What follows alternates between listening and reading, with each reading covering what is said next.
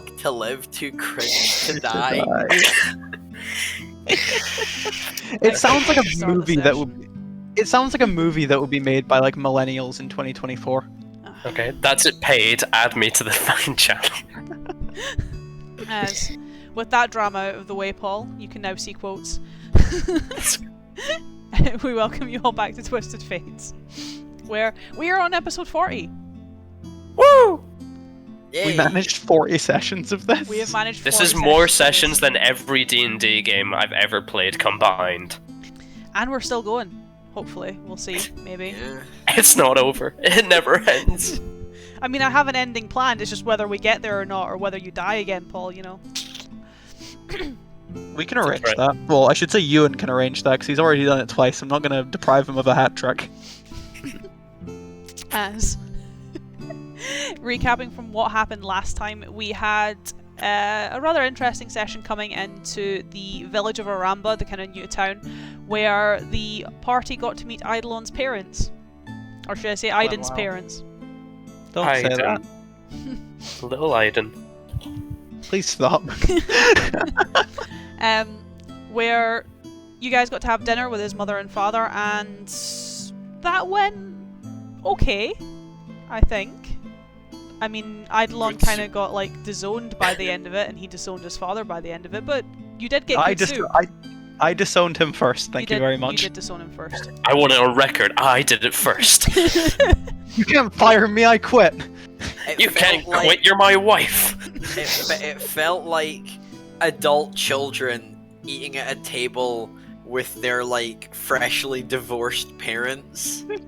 It did have some tense vibes in there, which I guess were a bit awkward considering, well, the three of you didn't really get a choice whether you were going for dinner or not. You were kind of just told you were coming for dinner by Eidolon's mother. But that then kind of led into, well, the three of you being able to explore the village itself the next morning, with Eidolon going to drop something off to his father-in-law, where Elmaris, getting a delivery from Rias from Thansari, had Eidolon carrying a pseudo-dragon for your journey, which could have ended very, very badly. Could have been quite funny if you had knocked it a little bit too much. Where he actually got to have a conversation, a bit of a heart-to-heart with other dad. Dad Dad- 2.0. The dad who doesn't hate my decisions. Yeah, the dad who kind of agrees with your decisions and is like, yeah, like, you know, there is more to life than the wall, so, you know, you should be living your life the way you want to, not the way the wall wants you to, and, you know, supportive parent things. Thanks, real dad. Whilst the rest of you went off and bought some wares for going over the wall, Ranagash accompanying Marcusar to a small magical shop where you were able to pick up some trinkets at the cost of becoming blue and slightly cursed. I was always cursed. Well, more cursed. More cursed. Marcusar has his Joker moment Oh god. and joins the Blue Man group. Ooh. Marcusar has had at least 5 different Joker moments across the course of this campaign. Just none of them have truly broken him. As I don't know, I think seeing his family murdered in front of him yeah. got pretty close. What was the other? Oh yeah, Wolfric also got an armor upgrade from the local smith. He now has an AC of 20. Nice. Hey, Big man. boy. Wolfric be chonky. And you guys also, well, at least for Eidolon, kind of made the decision of how you guys were going to be getting to the wall, or getting onto the wall, kind of putting aside the idea of using the smith, and, well, possibly, well, only really leaving you with the library unless you want to walk through the front doors, which are probably not going to go the best for you. But before we get to all of that, before we get there, you guys are heading back out into the village as you reconvened at the end of last session, having discovered that Marcusar is very blue, with Eidolon making the suggestion that there is someone that he knows that might be able to fix the blue Marcusar problem. Let's just hope they don't see the brand that Marcusar has rocking. That's also true. That'll be a little awkward. Marcusar's that would be tats probably won't go down too well here. Keeping sleeves down, hood up. I don't want anyone to see me blue. He's more concerned about the blue than the devil's brand he's got on his arm. You're literally walking around the village that this is literally the devil's brand. They will kill you for having this. And you're like, nah, I'm blue, hide. Paul hadn't considered that. I had not considered that. As for the four of you, you head out of the marketplace, you head out of the entry halls, and you head back down the stairs towards a small village, where rather than heading right and heading back towards the more residential areas, towards the tavern where you guys stayed the night, Eidolon takes you down the left road, which seems to narrow quite a bit and doesn't have quite as many houses on it, not as many tight streets, not as many tall buildings. It kind of seems to almost patter out as the further you get up the road. For Wolfric and Eidolon, you do pass the Soldier's Respite, the small tavern where the two of you trained for the afternoon. But Eidolon kind of takes you and tucks you into a small corner not too far from the eastern staircase, where there is what looks like old converted barn house.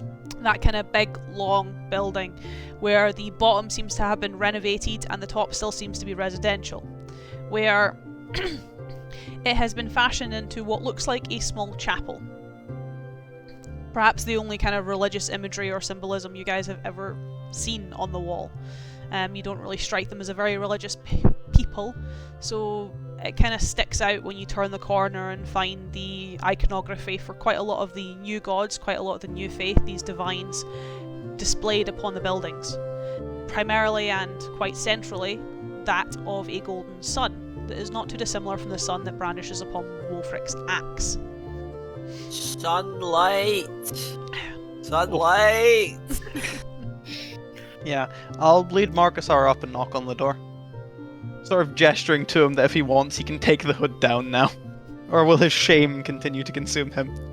I'm very shameful. I'll keep the hood up. The only time he ever is. You're just blue. As the door kind of opens, these kind of big barn doors slide open. A very confused expression from not a very old elvish man, maybe 250. Still quite young, though you see that his right leg is pretty much completely gone. Prosthetics have been implemented, but they're very kind of janky, very cranky as he kind of opens up the door and looks at, well, Eidolon and Marcusar, seeing Marcusar being blue, more looks at Eidolon with a sense of confusion. You know the church is always open, Eidolon. I'm not exactly coming to worship, Zinlin. Bit of a... not serious, but as I just point at Marcusar, problem. You'll be looking for Sierra then. Her mother, depending who's in. Tulia's in prayer. Sierra is cleaning several of the relics. I would probably advise speaking with her. That works better for me. Come on, as I gesture at the three of them, primarily at Marcusar. Though I'd stop Marcusar just as he's coming in and just say thank you. Thank you. The elf kind of just smirks at you, kind of letting the four of you enter and leaving the door kind of not closed but just a little bit ajar, just in case Eidolon attempts to knocks on his way out. So what? No one heard that. Anyway. Did you say? I actually couldn't hear that.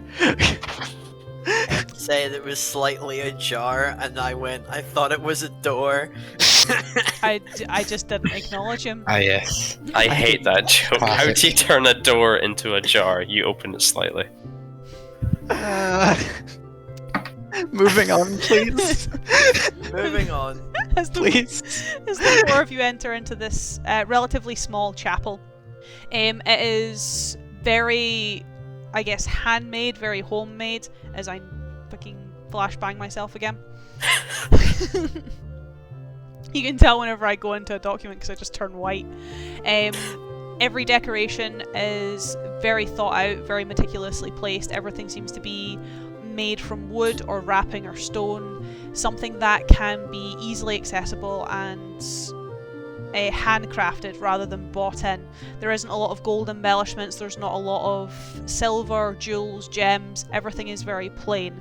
Obviously the emblems have been painted, but everything is a little bit on the cheaper side, I guess, in terms of how things are worshipped here. It's very different to at least what Marcusar is used to in terms of like the divide between the old faith and the new faith. If it wasn't for the iconography in this small chapel, you'd perhaps assume it was the old faith, as it does have that more naturalistic vibe to it, and the churches you have experienced for the new faith are a lot more embellished. They have a lot more money put into them, and this is very much not like that at all.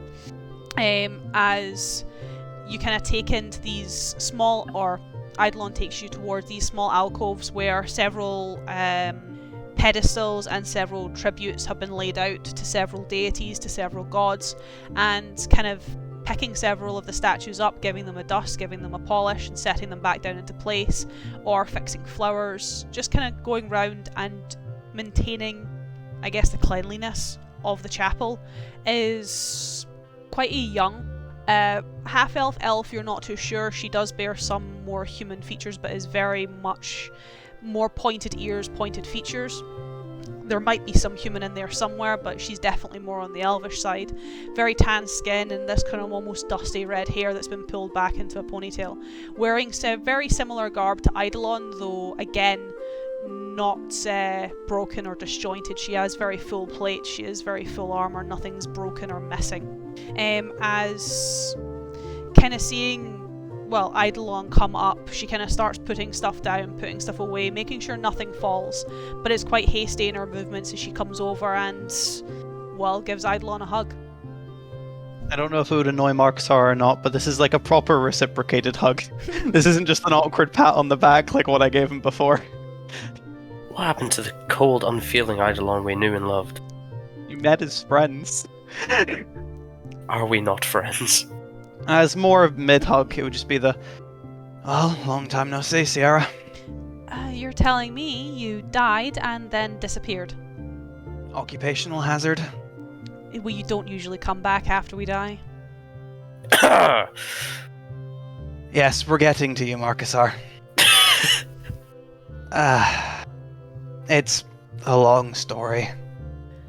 Well, long story or not, you don't usually come to worship. As much as it may shock you entirely, I haven't changed my ways. Gasp. But I don't need help, but, well, someone's feeling a little blue. Lowers my hood. I think that's a little bit more than a little. I mean, I'm certain you already know I can't exactly step onto the wall easily today. So I had to go somewhere that could help. And he can't help himself. I'm tired of looking a fool. I mean, I don't know if the blue was entirely doing that for you. To my knowledge, he got a cursed trinket. I'm sure you can imagine where. Well, there's only one place that deals in cursed trinkets, so yes. And you bring friends into town and don't warn them about tokens? Listen, nothing they could have given him would have actually harmed him. Yes. It's funnier to work it out this way. But you also understand what you're asking me to do. We're far enough away. It should be fine. And what if it's not? Then you already have the precautions to not do so. I'm sure he'd much prefer if I just tossed him over the wall into the anti-magic field. So what? My options are you go on the wall with someone who's definitely going to get you caught, or there's a good chance I'm going to get caught by Savalis. You don't need to do it. I'm not putting any pressure here. Then why did you I come just here? swinging into a public church. Hey, your father said the doors are always open. The doors of our church are always open, Eidolon, but you only come here if you need something. Eidolon more just shrugs. As said, you don't need to. I just thought to look for someone who could help. No. You knew I could help, and you thought to come here because you know I'm not going to say no, even though I'm likely going to get in trouble for it. He's blue. Well done. He'd quite like not to be blue. Marcusar, can you make a compelling case? I've had my time of being blue. That was the old me. New me doesn't like being blue. That makes very little sense. Neither does this. That Could makes you more please- sense. Could you please help me? Hey, if it helps at all, you still owe me for getting you essentially out of jail. I could try cash that in now. Yes, but what you're asking me to do could put me back. This is unsanctioned magic, Eidolon. To my knowledge, they don't exactly have a tone for divine magic. Well, anything that heals, that is. Yes, but this is healing. Listen, have I ever looked like someone who's understood magic? No. Which is why you've never done any of it, you've never trained in any of it, you don't care for any of it. Don't care for it is a growing incorrect term. Wow.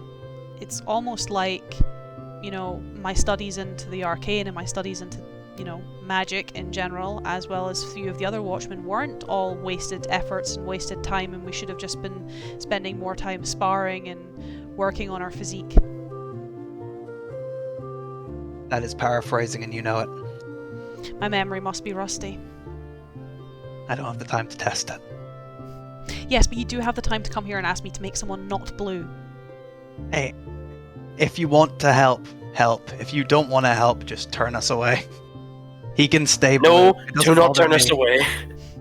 Actually, I think it would be a lesson learned. I only came here because it's an option, and I know Savelis would already say no. I can't exactly go talk to Daphne very easily. Well, not after last time. You're acting like you're no different. It was one time with me. How many times was it with Daphne? If I can count on one hand, it's not much different. Can you help? I want to do, like, the saddest of puppy dog eyes. But you're an elf who is blue. Is that disadvantage on puppy dog eyes? I will say Marcusar, give me persuasion, because I know Eidolon has a negative to charisma. You're not getting advantage, just give me persuasion. Anything that's not intimidation, I'm not good at. Yeah, exactly. 17. Fine. But this isn't payment, okay, Eidolon? This is you owing me. Well, that's certainly new. I didn't exactly think your divines had much of a stay in debts. They don't, but I do if Savelis catches me. Then just don't get caught. Yes, but I'm doing it for you, and when have you ever not gotten caught? That is beside the point. She kind of sighs and turns to Marcusar. If you don't mind, take a seat. It might knock you off your feet, and I'd rather not break my mother's church. It's not going to hurt, is it? No, but I am expelling a curse. Do whatever you have to do. Keep the hair blue, though. That's mine. The same shade? What are we thinking, lads? Just fucking get rid of the blue. It gets rid of the hair, it gets rid of the hair. I like having hair. Would you rather be bald or blue? It's not going to get rid of his hair, it's just going to revert it back to its normal colour. Okay, well, the normal color was kind of blue, so I'm happy with that. These are the people you meet out in the world. Can we have like a sort of like makeup montage where I keep coming out as different colors and you're all like, and then I come out with my normal color? Yeah. No, because she just cast remove curse and then you're no longer blue. That's not as fun. So that is if you get a reaction to any colour that isn't just an impassionate shrug. Comes out bright yellow and we're just all,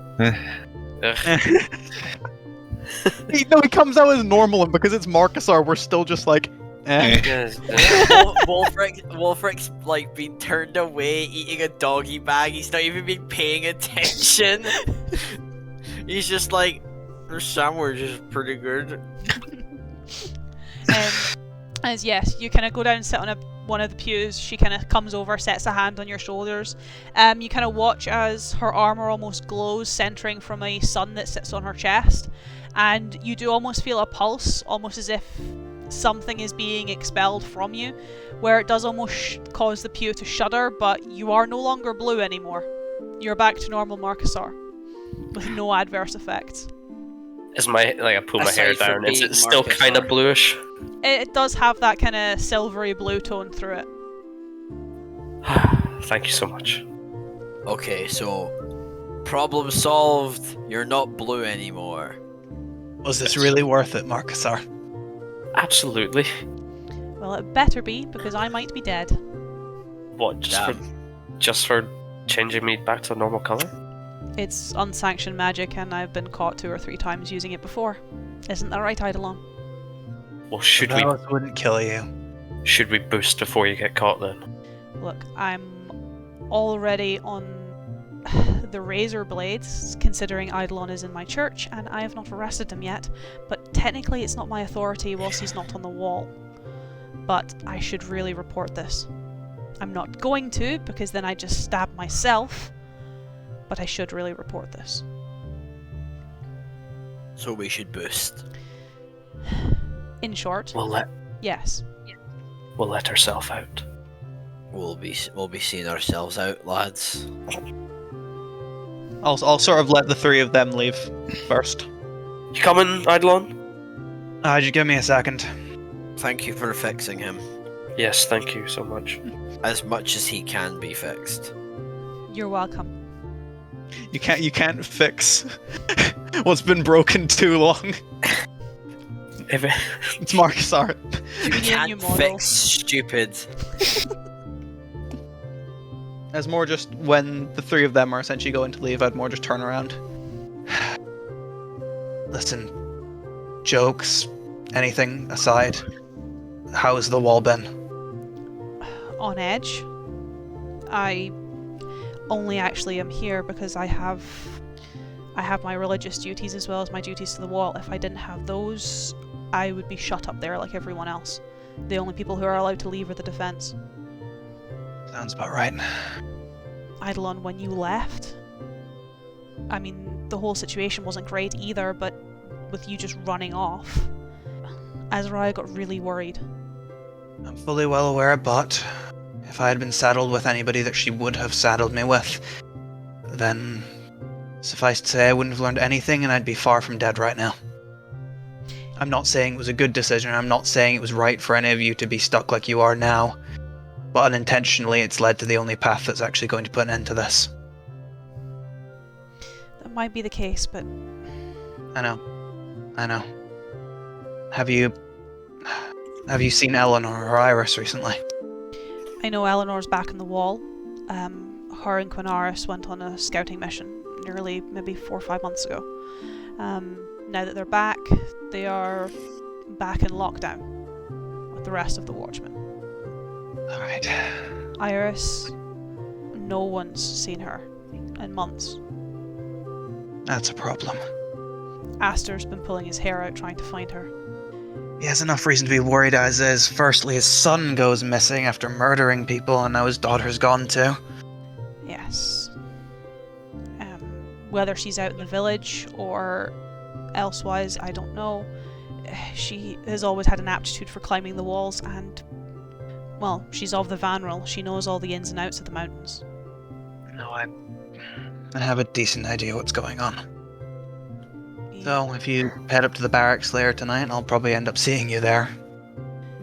You know what's going to happen when you get up there. Oh yeah. But too much to do, not another option.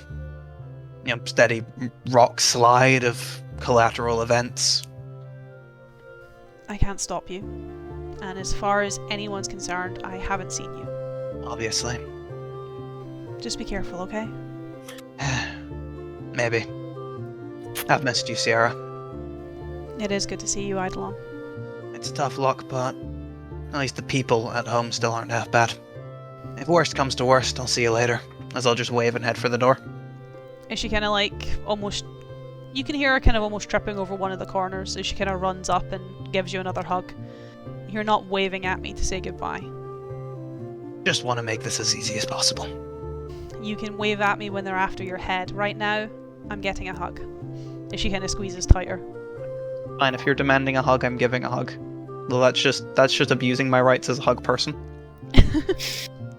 But when I demand a hug, Well, Marcusar, you may have also led to the death of lots and lots of people. Marcusar also doesn't look like he bathes. Ouch.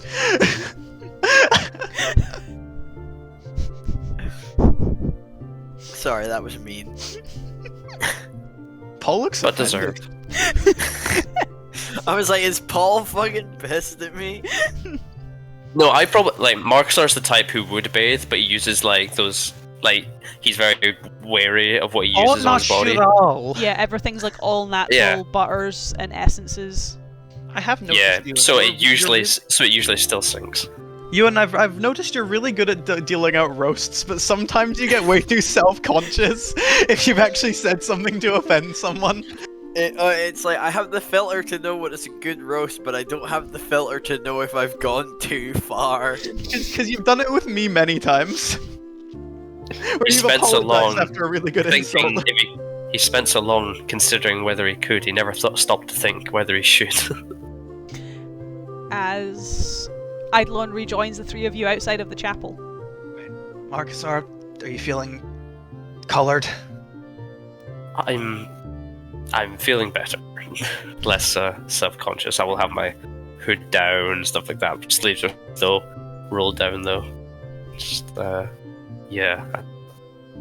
Last time I test magic objects for a merchant. I would apologize saying that I knew something like this would happen, but also, it didn't hurt you, so I'm not going to apologize. I hope you at least got some merchandise from there. I got this ring. It shows off my stone giant ring. I also got this other. I pull out this sort of metal band and it has some sort of stone in it. I can't remember. Did I write it down? This chameleon ring that allows you to change color, but on a more controllable way. Ah, was that perhaps what turned you blue? No, there was a third ring that I was testing for them, and that's what turned me blue. I don't Ranagash, have use for this one. Did you have any inclination to anyone stop else? him? Or was it too funny to watch? It wasn't going to kill him. The offer They is said they would appreciated, but They said they would compensate me if it caused detriment to myself, but they did not consider turning me blue a detriment. well, it isn't, Marcusar. It We did- simply isn't. You did get 2 rings. Got 2 rings, but I can only use one of them, I suppose. It's a nice problem to have. Listen, I've just got one more person I need to, I guess, greet before we head over to the library. If you'd like to come with, company Very would be well. appreciated. As I think it is kind of stark on the map. Yeah, considering where we are, I will be heading just to the east, away from all the houses. As Eidolon takes you to the edge of the village, where the houses really start to diminish and disappear, to an area that almost looks like at one point it would have been perhaps a walled garden. Kind of those hedges and topiaries, this kind of very thin, narrow wall that leads up the hills towards the mountainside that has been, or a section of it's been taken away to create this ornate archway. That when you pass through, there is a soft silence and a warm breeze even in this winter air as you start to walk through a graveyard. Where, Eidolon, I'm assuming you know where you're going. Aye. I've only visited once, but memorable journey. As there aren't a lot of graves, the area is quite sparse until Eidolon starts to take you up these almost thin trail roads, almost reminiscent of goat trails, up the wall towards the eastern balconies, where all of a sudden it goes from very few graves to hundreds, thousands, almost looking like a memorial graveyard where there's a good chance most of the bodies aren't even here for the markers in the ground. As the numbers become countless, though all still with dedications to them, everything being very well tended and nothing being forgotten. as Eidolon in your path, obviously heading for one in particular. Two. I'm assuming your wife. Well, no. There's 2 graves. Well, yeah, there is your old grave there as well. That's where I'm heading. As taking up the hill, very intentional path, not too far, kind of coming up to where the grave is, there is someone sitting in front of it. Excuse me? At least for the 4 of you, 3 of you more likely, they almost look like a child. Maybe 14, 15 years old. Female, at least by the length of the kind of braid that has been pulled around, covered and matted with leaf litter and pulled over their shoulder, which they seem to be playing with the ends of it. The garb they are wearing is in the Watchman's colours, so you have the blues and silvers, but it's not what you'd expect. There is no metal. The blue linens have been almost turned into a short dress, and the silver comes from dyed and polished leather, so like old-fashioned studded leathers, that just offers a little bit of protection for almost a short skirt and very high boots, where upon hearing your feet upon the gravel, the figure gets up and almost starts to run. Not down the path, not down the trail, obviously careful to avoid the memorial stones, but towards the wall itself. Do I have the chance to speak? Yes? Eidolon more just whips his head around, follows the trail that the person's running along, and just shouts, Iris! There is, I guess in terms of slowing pace, quite a comical stopping motion as she kind of clumsily tumbles over, trying to turn around on her heel, going too fast, and almost grabbing hold of part of the wall, part of this knock-through, that is just enough to stable herself as she kind of stops and turns round. Very young face, very young expression, that quickly becomes very full of tears as she, changing direction, runs towards Eidolon, where Eidolon is hugged again. Wow, you're really just making fun of Paul today. No, a lot less like the hug he gave to Sierra was very much just like a friend-to-friend hug. This is a lot more like the sort of hug you'd give to console like a younger sibling or something like that. Well, you've certainly gotten quicker. She doesn't really respond, she just seems to be very full of tears at the moment.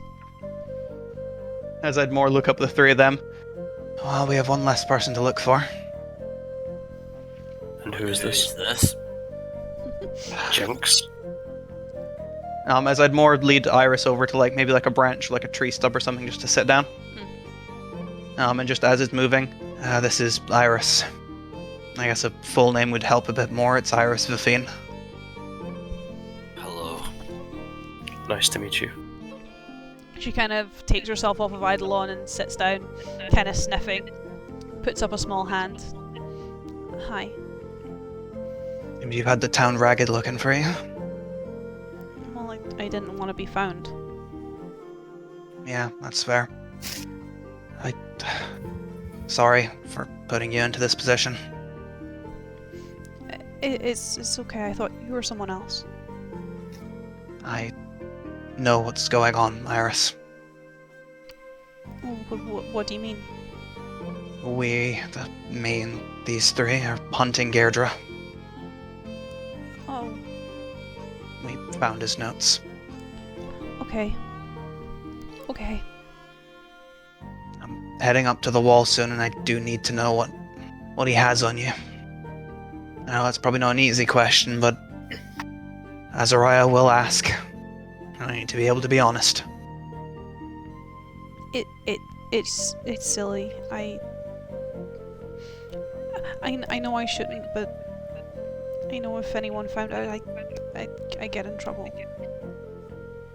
I didn't know anyone else would catch me. I didn't know anyone else had seen me ever. I thought I was careful, and I know we're not supposed to, but I hoped maybe I'd find my parents. Maybe.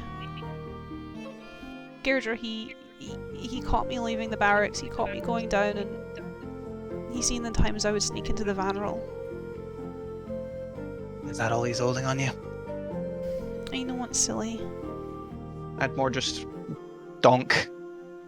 Like the sort of like karate donk. Just, yes, that is incredibly silly. But it's also fair.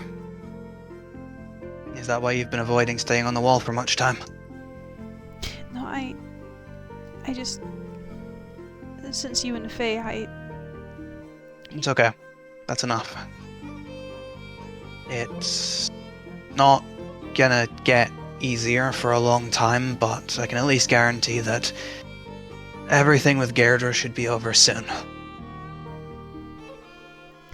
I just don't want to be here anymore.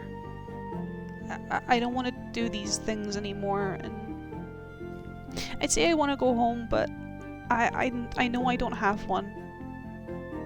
Well, if it helps, I'm in exactly the same boat.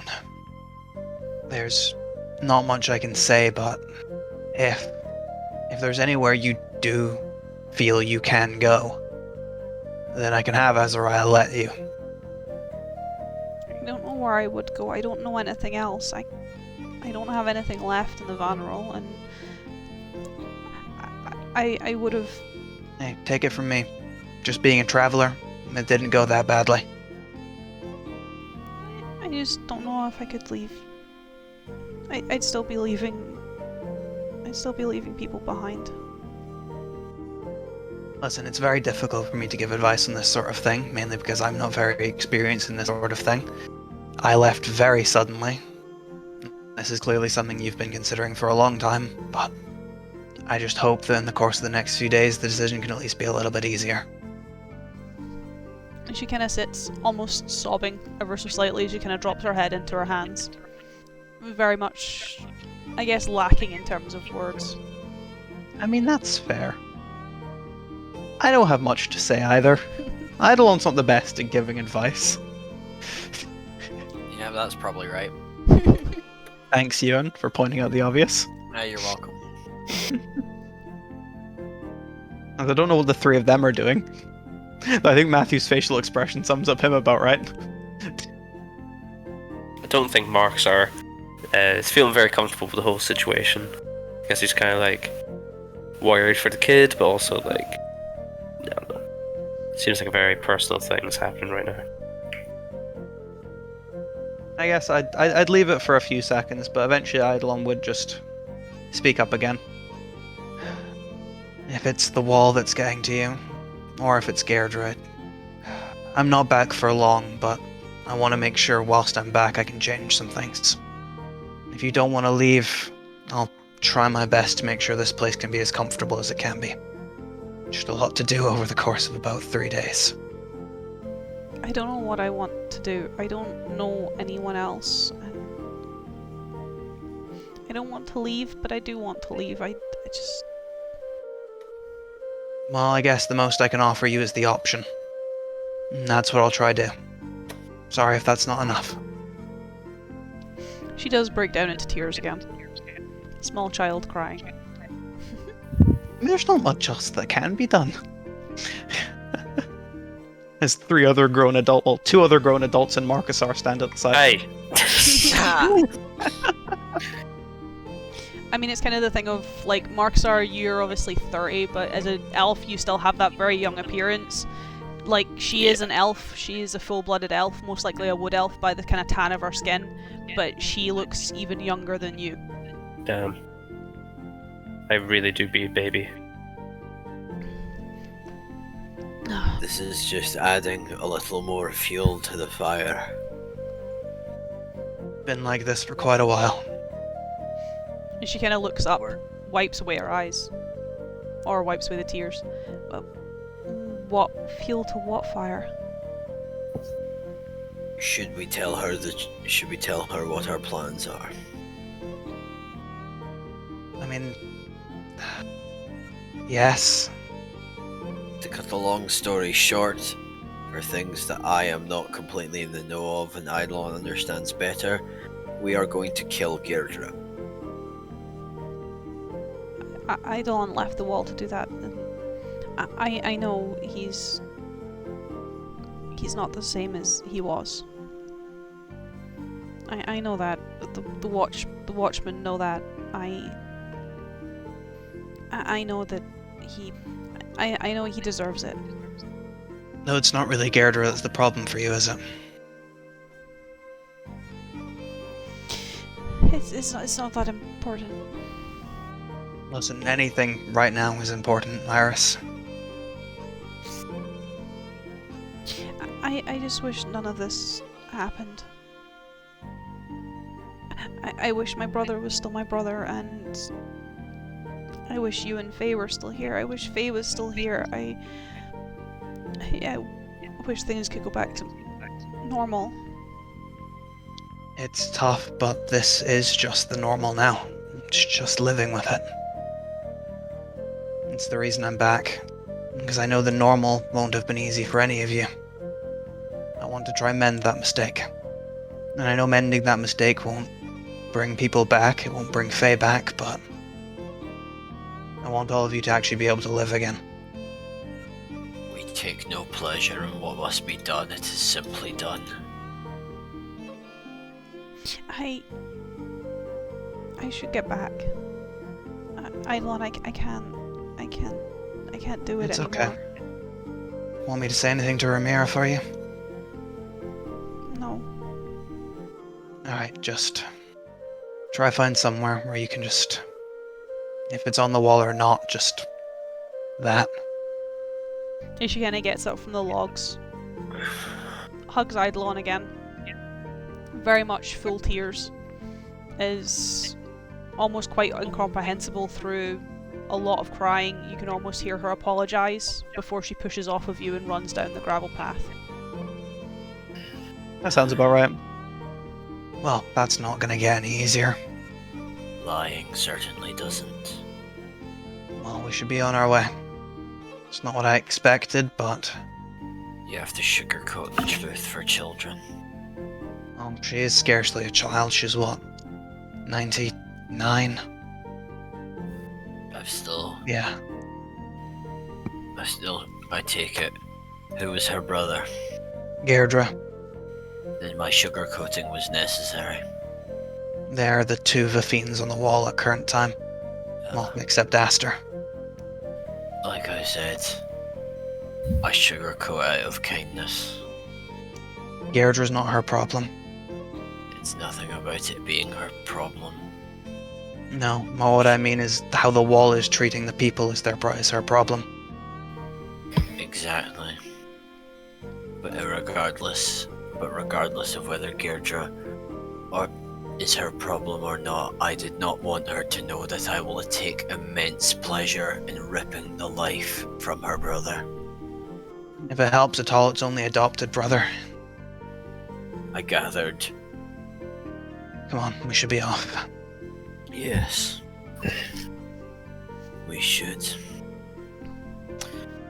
Is Eidolon a little bit scornfully, much like how Paul is probably feeling that I'm accepting so many hugs. Gonna start making my way back there. As would you take them to the library, Eidolon? Unless they want to go anywhere else. Nope. That's Not where we're particularly. going. So begins the final journey. Well, one of them. Probably Did a we lot rem- of final journeys. Did we remember to pack rations? We'll get stuff on the wall. For it. As you kind of make your way back through the town, heading back up to the western balcony and towards the great libraries. These very expansive buildings that seem to span over several layers of the wall, from the first balcony to the second, and even the spire seeming to branch into further portions of the mountains.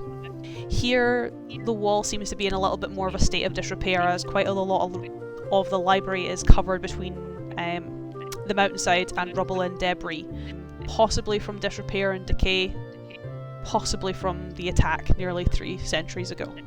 It has been repaired to some degree. It doesn't seem to be in a state of disrepair, as it does seem to be well catered to, and a lot of the building has been repaired and incorporated into the rubble, but nonetheless it is not quite as picturesque on this side of the wall as it is on the other side. As when you head into the library, this is, I guess, similar layout and style to the libraries that Barrow had in Westcross. but obviously without the automatons assisting him in his scribes and scribbles. Here it is deathly silent. There is not a page being turned, there is not a foot against stone, nothing is making a noise. It is almost as if when the four of you walk into this place, when the four of you walk into this library, it is only the four of you in this library. I'd start walking them towards, well, the closest thing to a help desk medieval times can have, but also with the full knowledge that just by walking, that is bringing the person I need to talk to closer. You kind of get over to not so much a help desk, but more of a shift in the bookshelves where a lot of books are kind of being returned or being taken out. More of an office desk than an actual reception desk. Where Eidolon, for you can see that Ramira was here.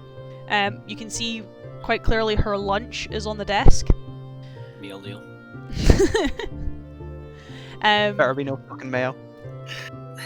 You can even see that what smells like coffee or tea has been brewed and left to the side and is still warm with the steam coming out of it, but she's not there. Can I see if there's any notable, I guess not trail, but... With your passive perception, you can see the kind of marks of her getting up and leaving, and likelihood is she probably got up and left when the door opened, because she wouldn't have known it was you or another watchman. She likely thought it would have been someone from the village, and she'll have hidden herself to avoid them. Is this brew for the taking? As for the three of you, Eidolon, you're not too unfamiliar with random shelves popping open or bookshelves being moved or things coming out of the ground or out of the walls. As the old libraries have a lot of old crawl spaces that Ramira very frequently utilises, as a portion of one of the lower bookcases opens out, breaks free, and a very kind of slender elven woman steps out, kind of almost dark hair, very white, almost pastel blue skin, and very, very dark, almost black eyes, with these black markings that, upon first inspection, you perhaps assume to be blighted markings, but they're not. They're more almost like birthmarks or tattoos that run down her neck and down her arms, that are again this almost jet black, kind of navy blue colour, that seem to almost sparkle and frost over as she kind of peers out. No, and I didn't assume you'd be back anytime soon, Eidolon. I wouldn't consider about half a year away anytime soon. Well, it's certainly anytime soon for me. Listen, human living years, elvish living years. So, what are you doing here? How do I phrase this without you kicking me out immediately? Well, first off, I'm assuming you know what the Wall's current opinion of me is. Yes, and I know how many books they've currently checked out in terms of all the old laws that you've currently broken. Wonderful. So I just need to commit myself to memory whilst Domades is reading. That's if he is your prosecutor. Listen, it's either him or it's... I don't want to think about it. I need to get up there. No. I'm assuming just a please won't suffice. No. Alright. You're not using the library's back passages to get back onto the barracks. It's not happening, Eidolon. If I don't, I'm likely going to get innocent people killed. If I do, the same will probably happen. She kind of gestures to the three gentlemen. The difference here is these three have already, what would be the way, consented to the idea of dying through this process. Well, I'm not assisting. And I don't want to steal your key, Ramira, but I need this passage, or else I'm going to cause innocent people to die, and it will completely end my hunt to kill Gairdra. I'm going to be honest about that. I don't mean to put words in your mouth, but I know you want him dead. A lot of people want that man dead, Eidolon. I'm not talking about a lot of people. I mean what he's done to you. Eidolon, if I give you those keys, I could lose the library. I could lose my place here. You may be able to talk circles around many of the prosecutors on the wall. I can't. Yes, and that's why I won't let them know that that's how we got up here. And if you were just going to steal my keys anyway, why ask me? I'm not here to steal your keys. Because I don't want to make this about us just leaving. Because that would be unfair on you, and then suddenly you'd fall under trouble. At least if I know... At least if I talk to you, I can help you. So what, you're just going to take 3 strangers over the wall? Yeah. Because they've been hurt just as much as we have. I've warned them at least 4 times now that they're likely to die. But here they are. So are they going over for Deirdre, or are they going over for the Blight? I don't think any of them care about the Blight. I'm here to put a man in the ground. Marksar, Ranagash, do you want to contribute? What else needs to be said? Ditto. You wish to unalive the man. Seconded. Thirded. Ditto. Look, it's very simple. We kill the Batman. Going over the wall. Not to deal with the Blight. The deal with the Blight is a secondary thing. You have to understand that I have suffered like you all have. Deirdre has taken an innumerable amount of people and has harmed those closest to me. I plan to violently and vindictively murder him for the crimes that he has committed. That's if you even get there. There's no if about it. We're getting there. I am a fair man, not a patient one. Well, first I have to say yes. Or you're walking through the front doors, which will likely have the 3 of you killed and Eidolon under lockdown. You then have to, if I say yes, negotiate with Azariah. Hope to God, whatever you're doing in the barracks, you don't bump into someone you don't want to. Convince Azariah to let you over and not have the 3 of you killed. For whatever it is you know. I'm not making assumptions and I don't want to know. I'll just put you in more danger the more I know. You then have to get to Deirdre. I'm assuming he's in Ivania. Evidently, that's why we need to go over. Then you need to find him. Eidolon, you are, and have always been, a skilled captain and a skilled watchman. You have not gone even a day out of the wall. You're talking a journey that could nearly take you a week, with little problems. That's if nothing goes wrong. A week. There and back. I'm fully well aware. I mean no offense, but I have had a long time to think if this is worth it. And the only step that you have laid out that is of any difficulty is you helping us. This whole thing. I lost my sister. I might as well have lost my other one. I lost you. I know what you're going to do, and I'm not going to try and recite laws to try and stop you. I don't want anyone else or anyone more to lose family in the way that you've had to, that I've had to, the way these people have had to. That's why we need to go over. And between this and putting innocent lives on the chopping block, I know I can defend you. And that's if it even comes up. Why is it whenever you walk into my library it can never be easy? It was easy for a year. All I did was stumble down the stairs and study. The most difficult time you ever had was when I stumbled down said stairs, knocked down a domino chain of library shelves, and I had to spend the entirety of the time I should have been studying law picking back up the books. And you put them all back in the wrong places. I never claimed to be an expert at reading in my youth. You know, there are times where I wonder what would have happened if that hearing never happened. Well, it did. And we're here now. And here I am, giving my little brother the key to something that's likely going to get him killed.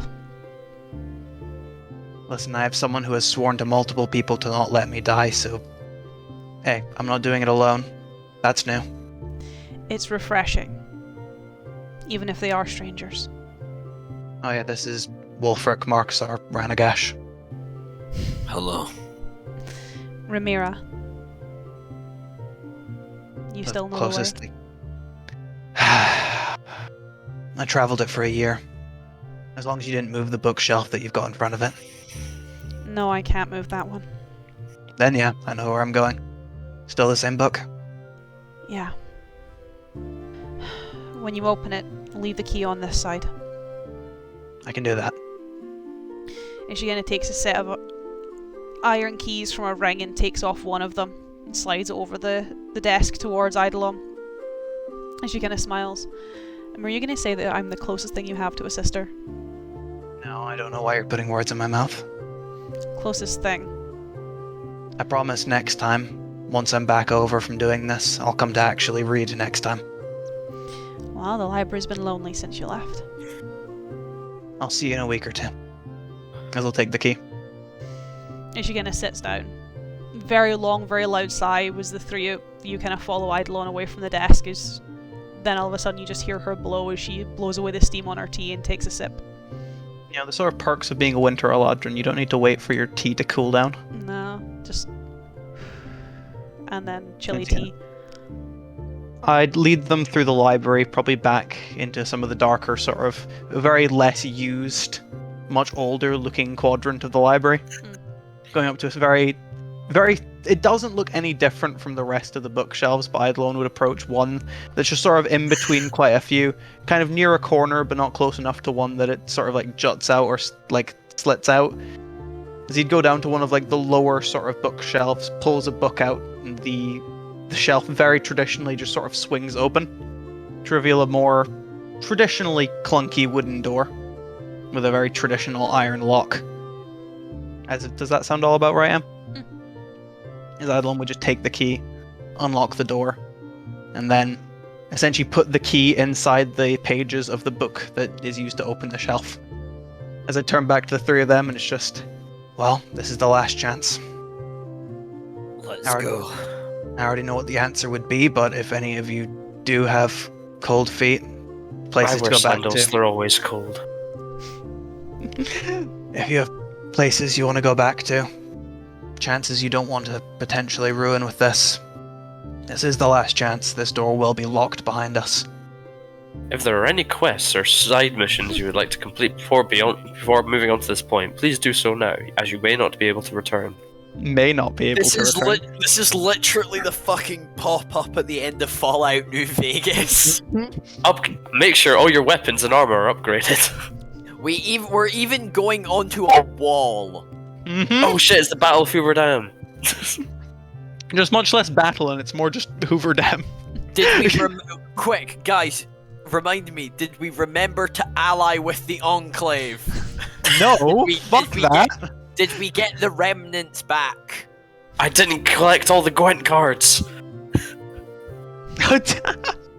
So yeah, Eidolon would ask you that. Not the Gwent card thing. I actually have a Geralt of Rivia right here. I only play monsters. Swarming is way too fun. Based. You do. Excuse me, I like having a hand of 20 cards and putting them all on the field at once. No, let's get going. Based on what? As Wolfric is fine, but Eidolon would turn. Marksar, Ranagash, I am being serious. I know Wolfric's opinion, but... Out the frying pan, as they say. Into the fire. I Ran, need to find her. I need to find my mother. we will. I can guarantee we'll get her off, but I can't guarantee we'll get you off. We're getting everyone home and we're fixing this shit. Let's go. Alright. We'll pass through anti-magic field, and then we'll be in the barracks. Okay. Once more into the breach. Up the stairs for me. Yeah. As we will take a short break to get some more juice. I need to stretch my legs. And we'll see you all in just a little bit.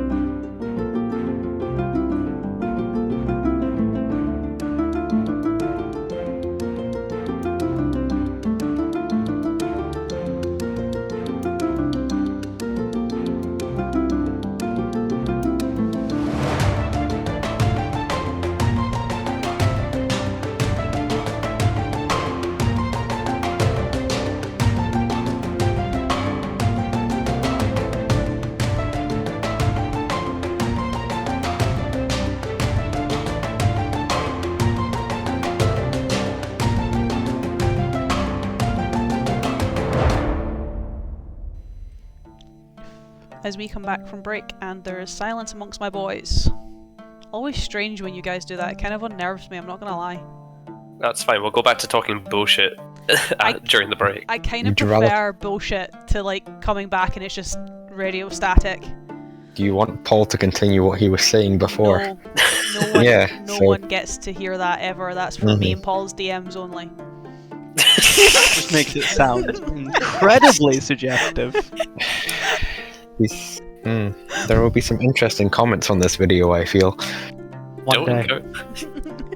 M encourages me. It's We No, really, it's not encouraging, it's an enabler. enables me. Yeah. we really need to stop because the two of us do enable each other, and we both have partners, one of which is in this call right now.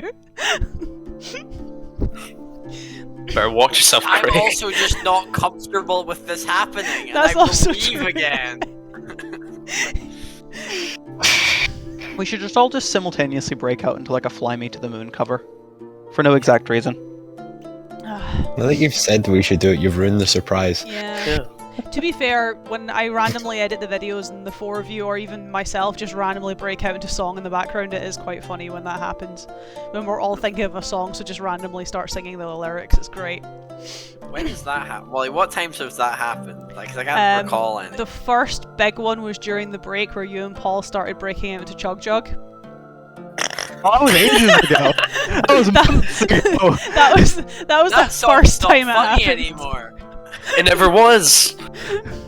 That was the first time it happened. I'm pretty sure we've broken out into Bon Jovi before as well. Naruto's now in Fortnite.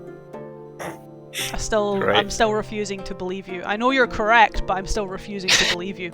In the words of the ninja president, Naruto himself, believe it. No, I refuse. Hey, can he disconnect again?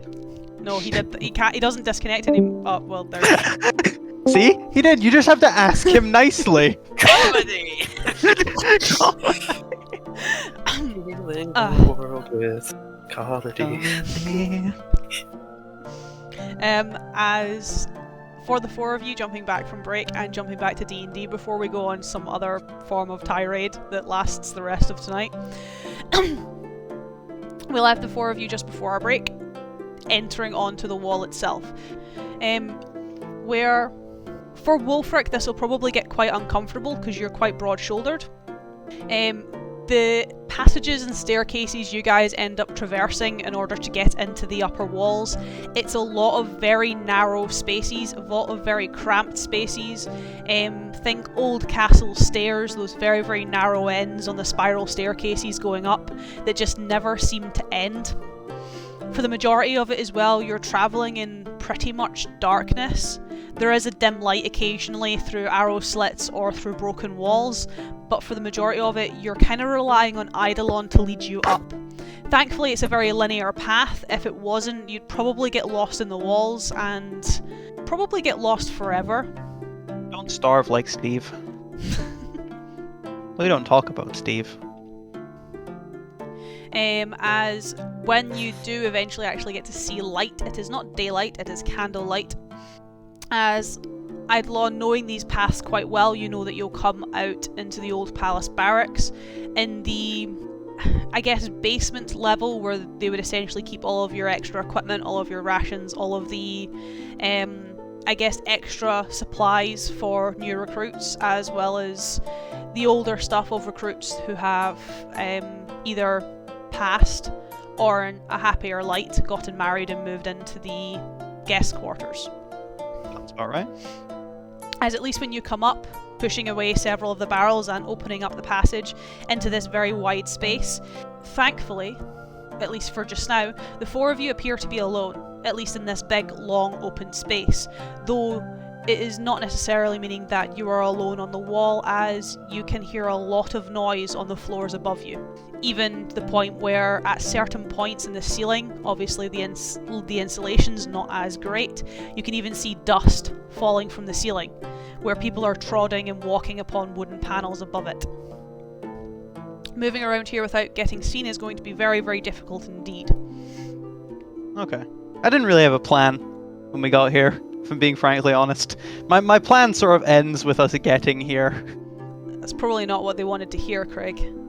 This whole that's- operation was your idea. It was. You folk just asked to be involved. Okay. So how many ways up are there from here? 2.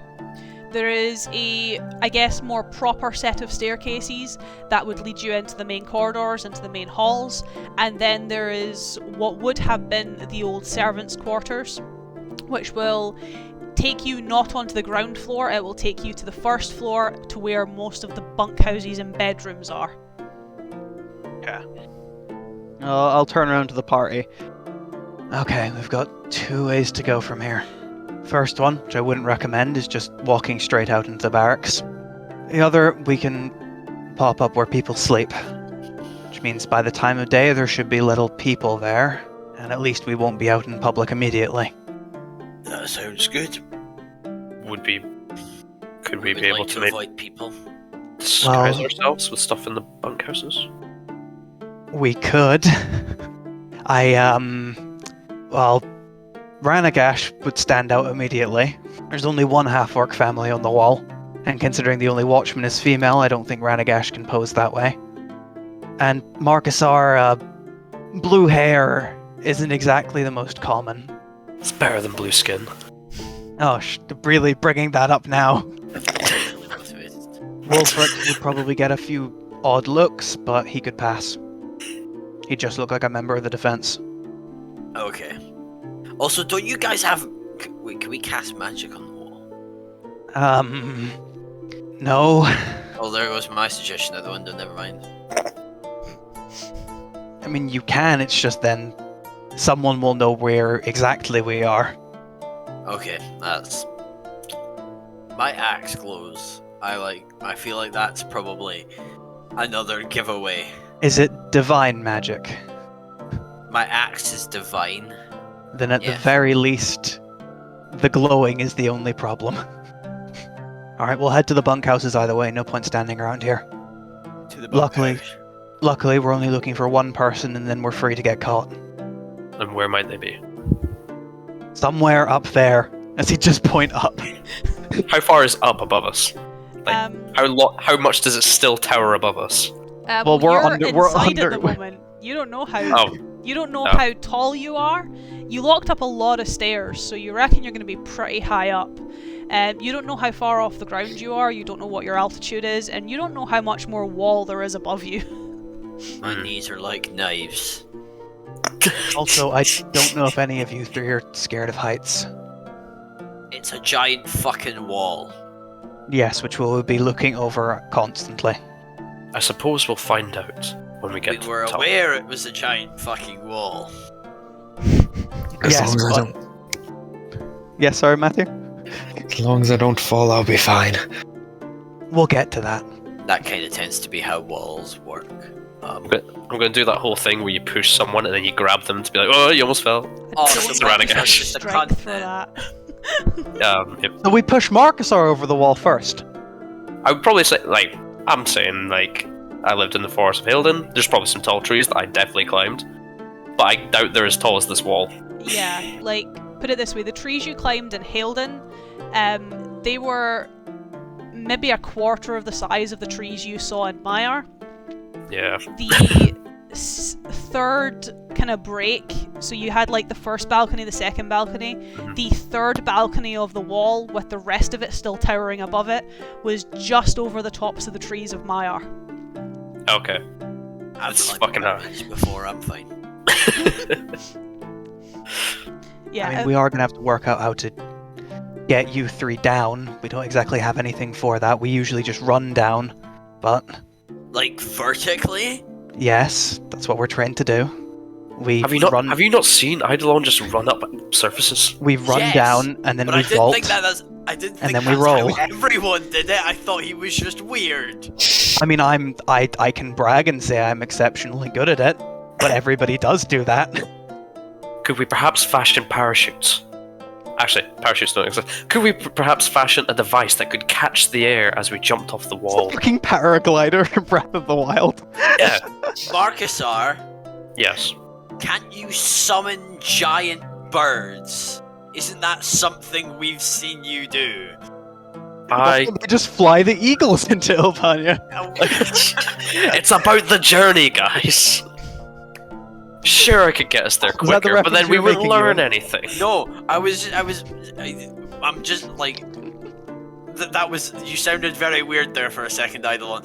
What I'm saying is that if we need to get off of the wall, we don't have to vault down because Marcusar has giant birds. I do believe I have a spell that could, let's say, conjure animals. I've seen you do it. We've seen you do it. Don't act fucking coy. But we're not. Like we're you not sound allowed. like- But we're not allowed to use magic on the wall. Just like. You'd have to ask Savelis for permission. Is that a But- courtesy thing, or do I literally have to ask?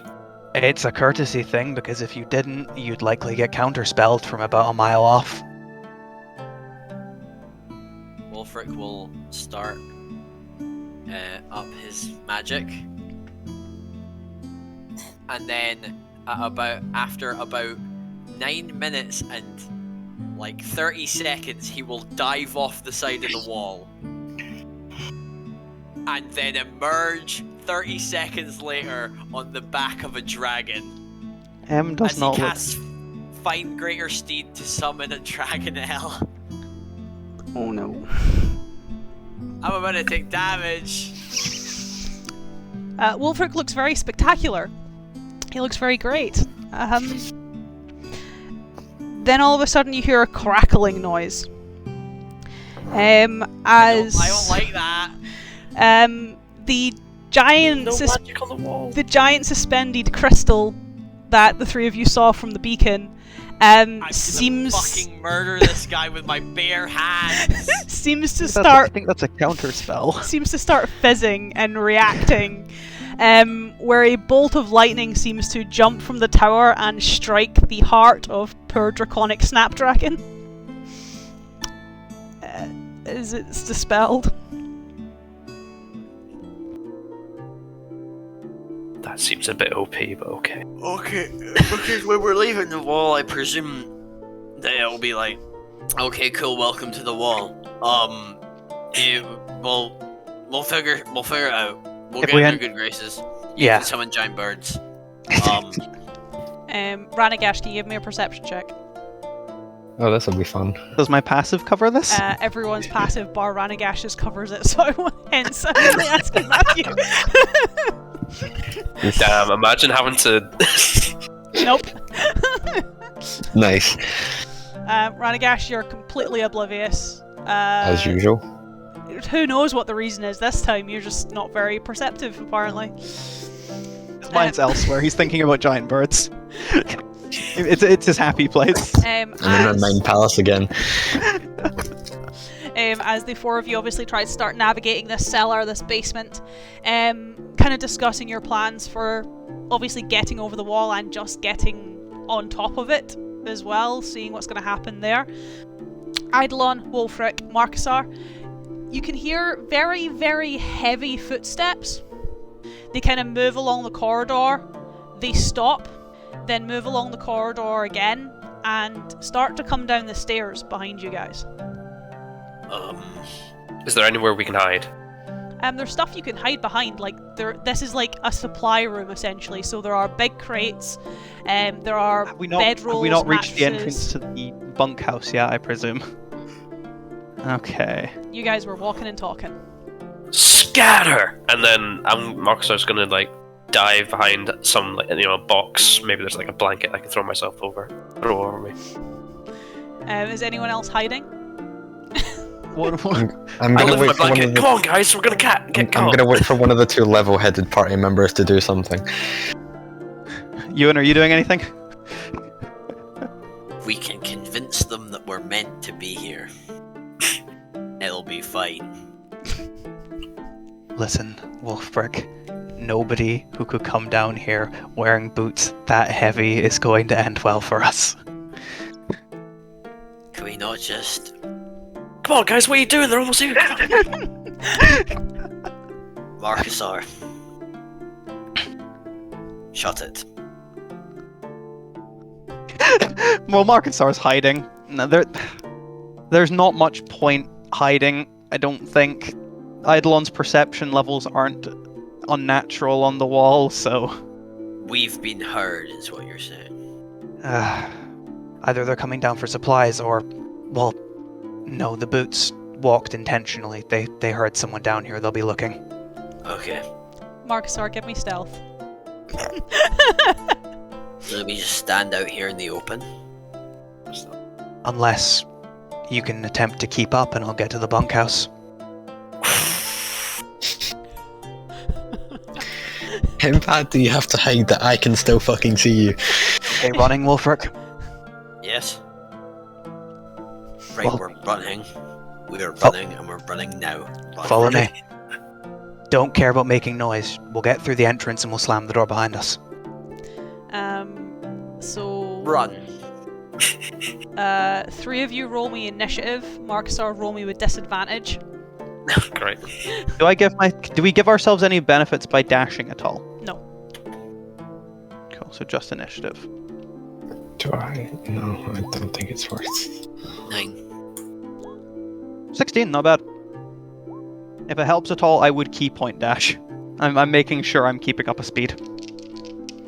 So That is 200 feet of movement. convenient, it's Paul. Great. I don't actually know what their modifier would be. Give me 2 If you seconds. shoot me a name, I could probably tell you. No, I'm gonna double check. Because I've got an idea, I just need to check it. That is a lot. As Paul, would a 27 hit you? Just about. Even with my new higher AC, yes. That's not a lot of damage.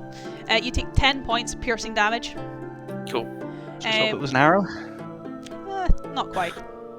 As the 4 of you leg it, turn around and attempt to run, Eidolon obviously taking a lot faster than everyone else, Ranagashkuk on your heels with Wolfric, and Marcusar perhaps falling a little bit behind once Marcusar realises the hiding thing's not going to work.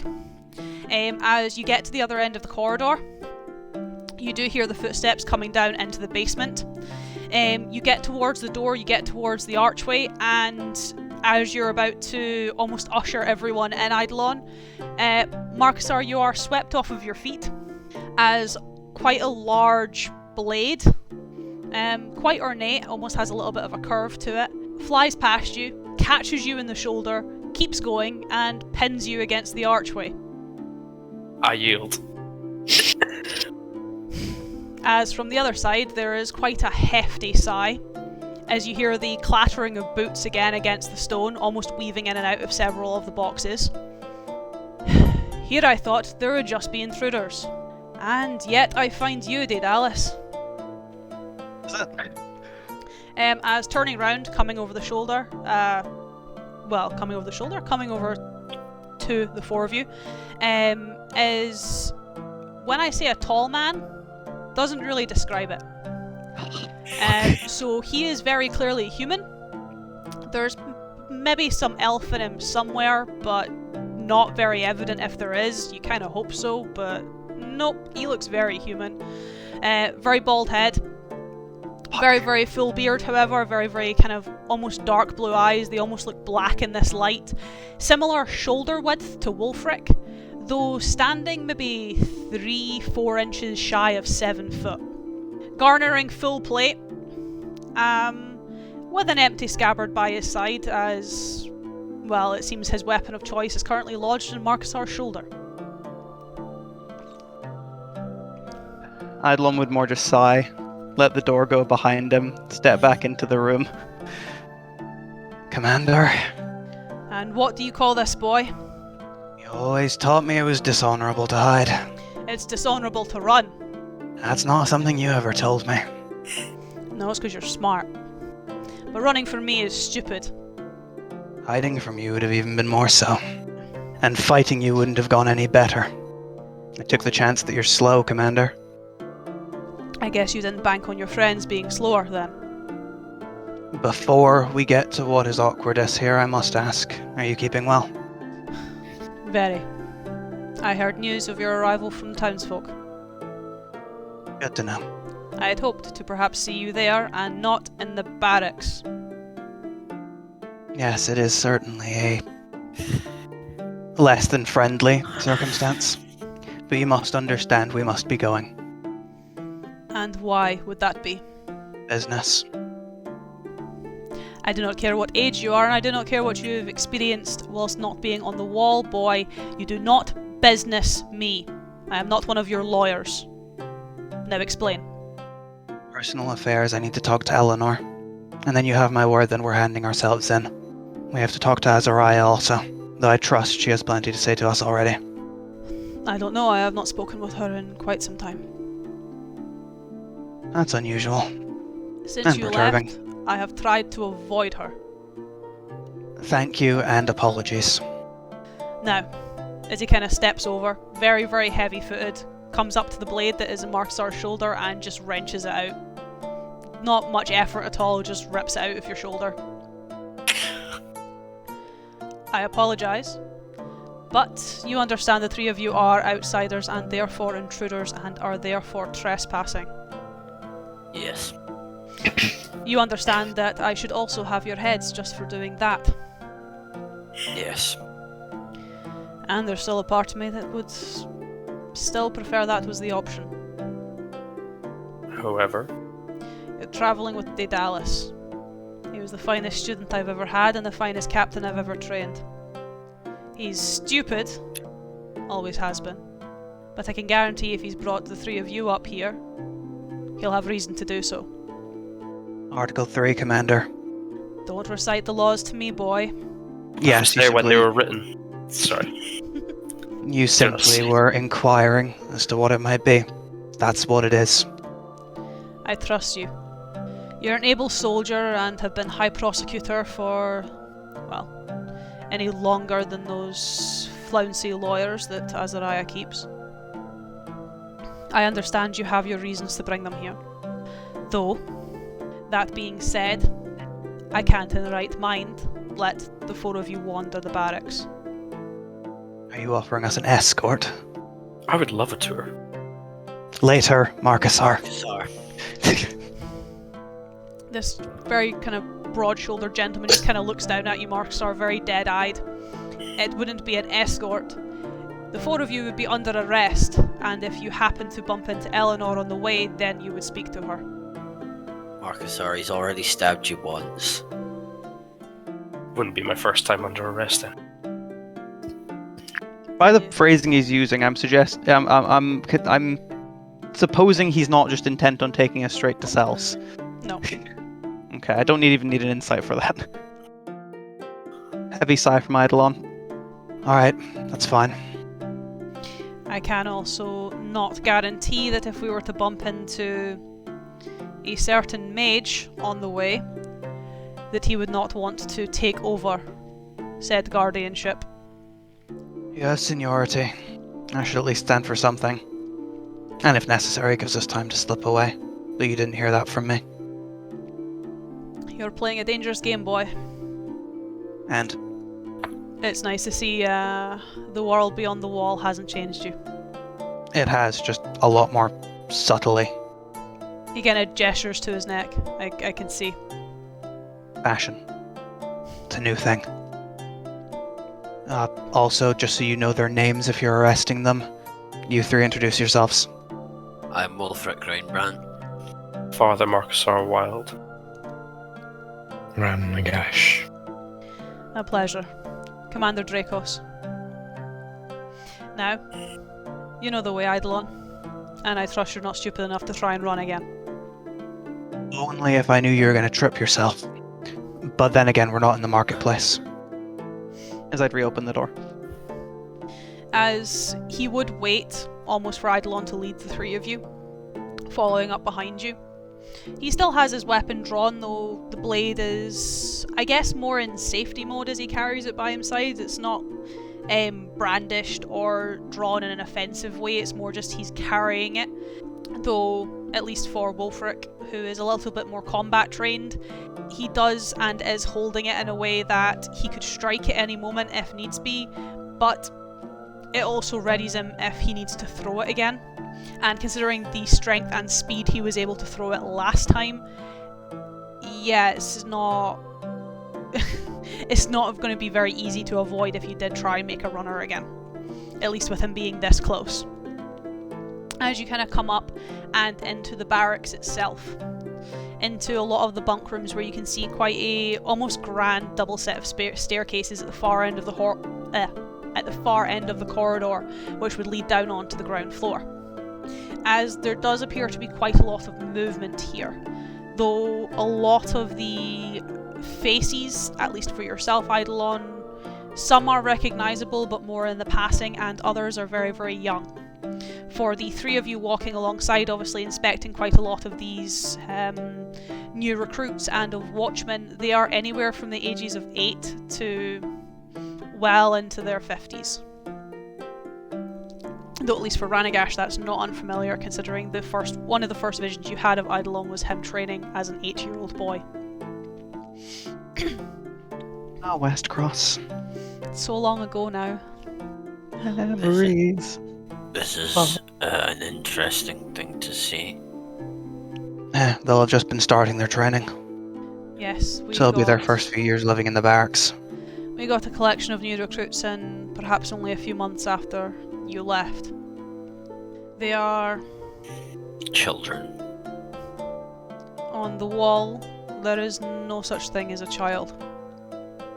Most of these recruits have been born from watchmen. They likely started a lot of their training well before now. It has just been official now.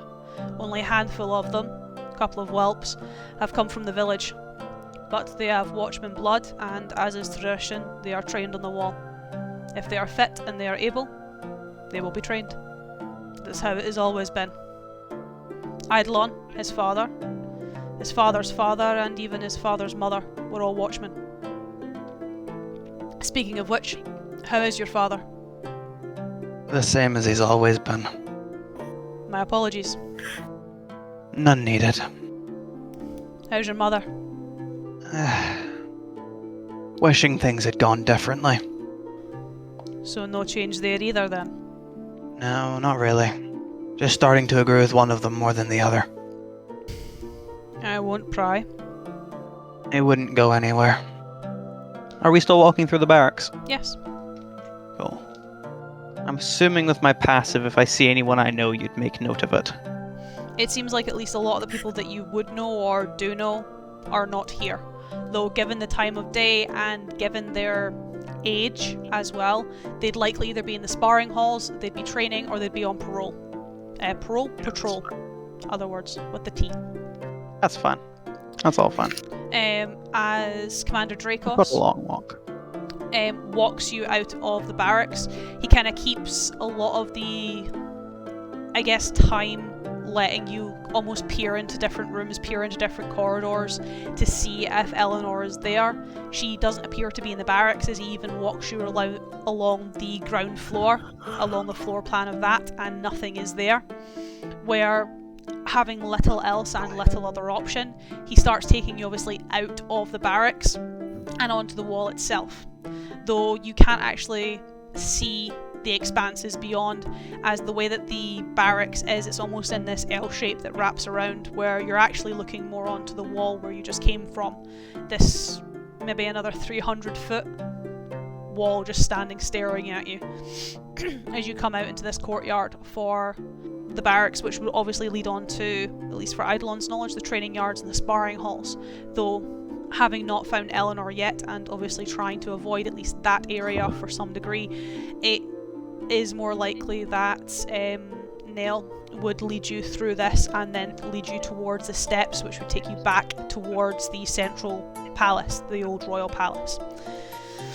Well, as long as we're heading towards the training yard, that's fine. It's fine. As Eidolon, can you give me a perception check? Active. What's my perception bonus? check. As when you come out of here, obviously you are catching a few eyes, 3 strangers on the wall and Eidolon. That's a 33. Jesus.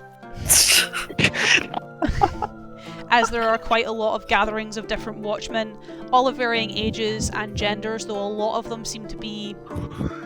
Well, there's not a lot of humans, a lot of them just seems to be half-elves, or even some elves. There are some humans, but even then, they don't look all human. There are some little tweaks to elvish features, though given the lack of racial diversity on the wall, it's not too unfamiliar to have these kind of changes, as the only people who really... 20 years. The only blood that seems to be here is either that of humans or elves, so it's going to mix at some point, just how pure or high diluted it is. Lots of pointy ears. As for Eidolon, kind of catching sight of some of the groups, there aren't a lot of faces, you know, as a lot of them more look with a sense of, I guess, curiosity than anything else. Kind of younger recruits coming back from the training or heading out to training who sees the commander with a watchman as well as 3 strangers, and it is quite a closed community. The gossiping has started to some degree, but with your passive perception you are able to notice that whilst a group is kind of moving around, a member of the watchman separates themselves from the group and starts to come over to the 3 of you, or the 4 of you, being led by Dracos. A young woman, in fact. Kind of dirty blonde hair, feathers still in her hair, and not quite wearing all of her armour. She has a few bits of her plate on, but the majority of it is been taking off for sparring purposes. You can see her sword belt is there and the sheaths are there, but obviously her weapons aren't there, as she, at least by the people she was hanging around, looks like she's been training with the younger recruits, at least for today. As she kind of comes over, kind of ignores the 4 of you, or, well, to begin with, ignores the 4 of you, before not looking but smiling almost in Eidolon's direction. This quite tall woman, almost maybe a little bit taller than Ranagash, sort of on par with Marcusar, kind of looks at Dracos and just almost laughs. Commander, if you would be so kind, don't worry, I'll take them to Quinaris and Azariah afterwards, but I would really like a moment with my bunny, if you don't mind. As the commander kind of looks down at her, looks over at Eidolon with a raised eyebrow. Very clearly, like, you can see the creases where it starts to show his age as he gives a smirk and almost tries to hold in a proper laugh. Well, convenient.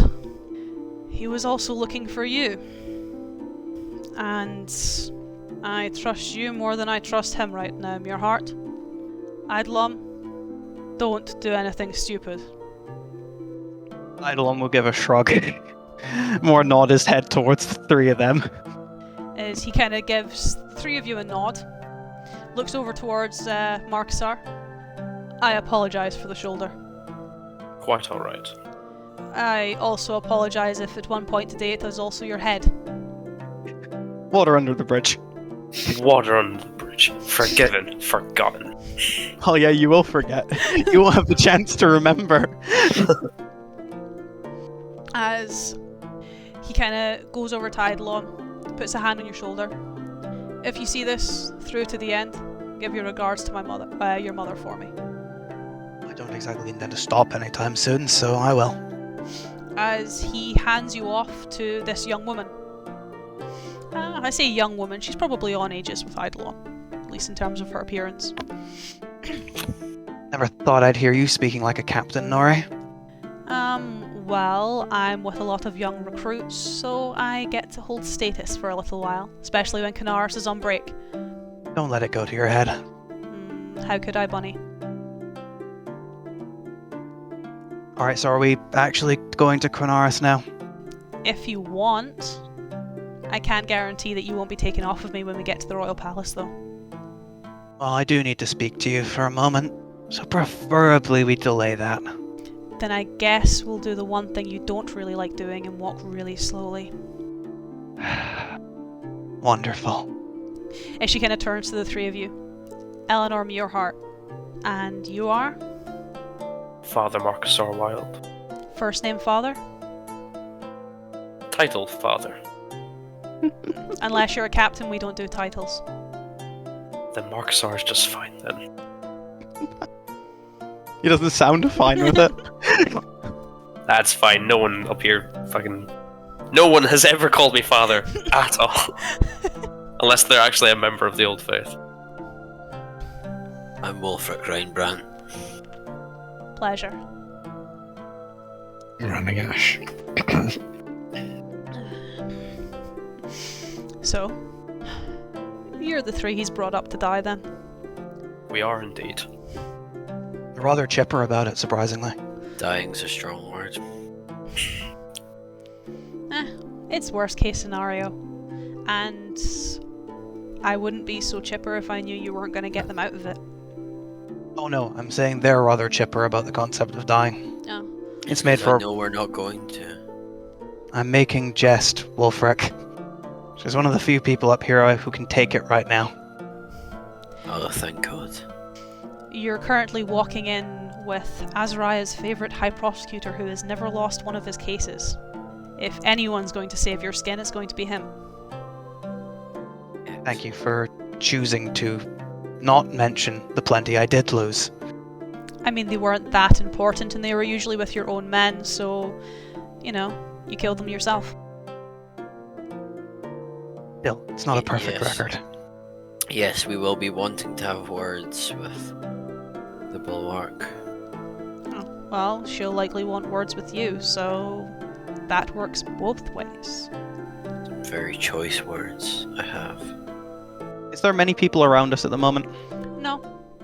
Listen, there is something I need to clear up with you before we get anywhere. And what's that, Bunny?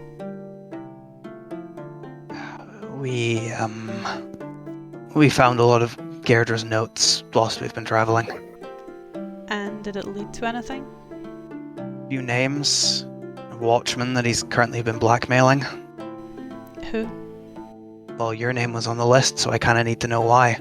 Considering if I had just had to admit that under a zone of truth, you'd be dead.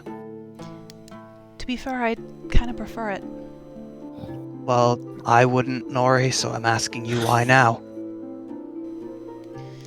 He always was meticulous in writing things down. Insistent despite bad handwriting. My parents. Ah. Just guilt. Them and everyone else that day. That's fine.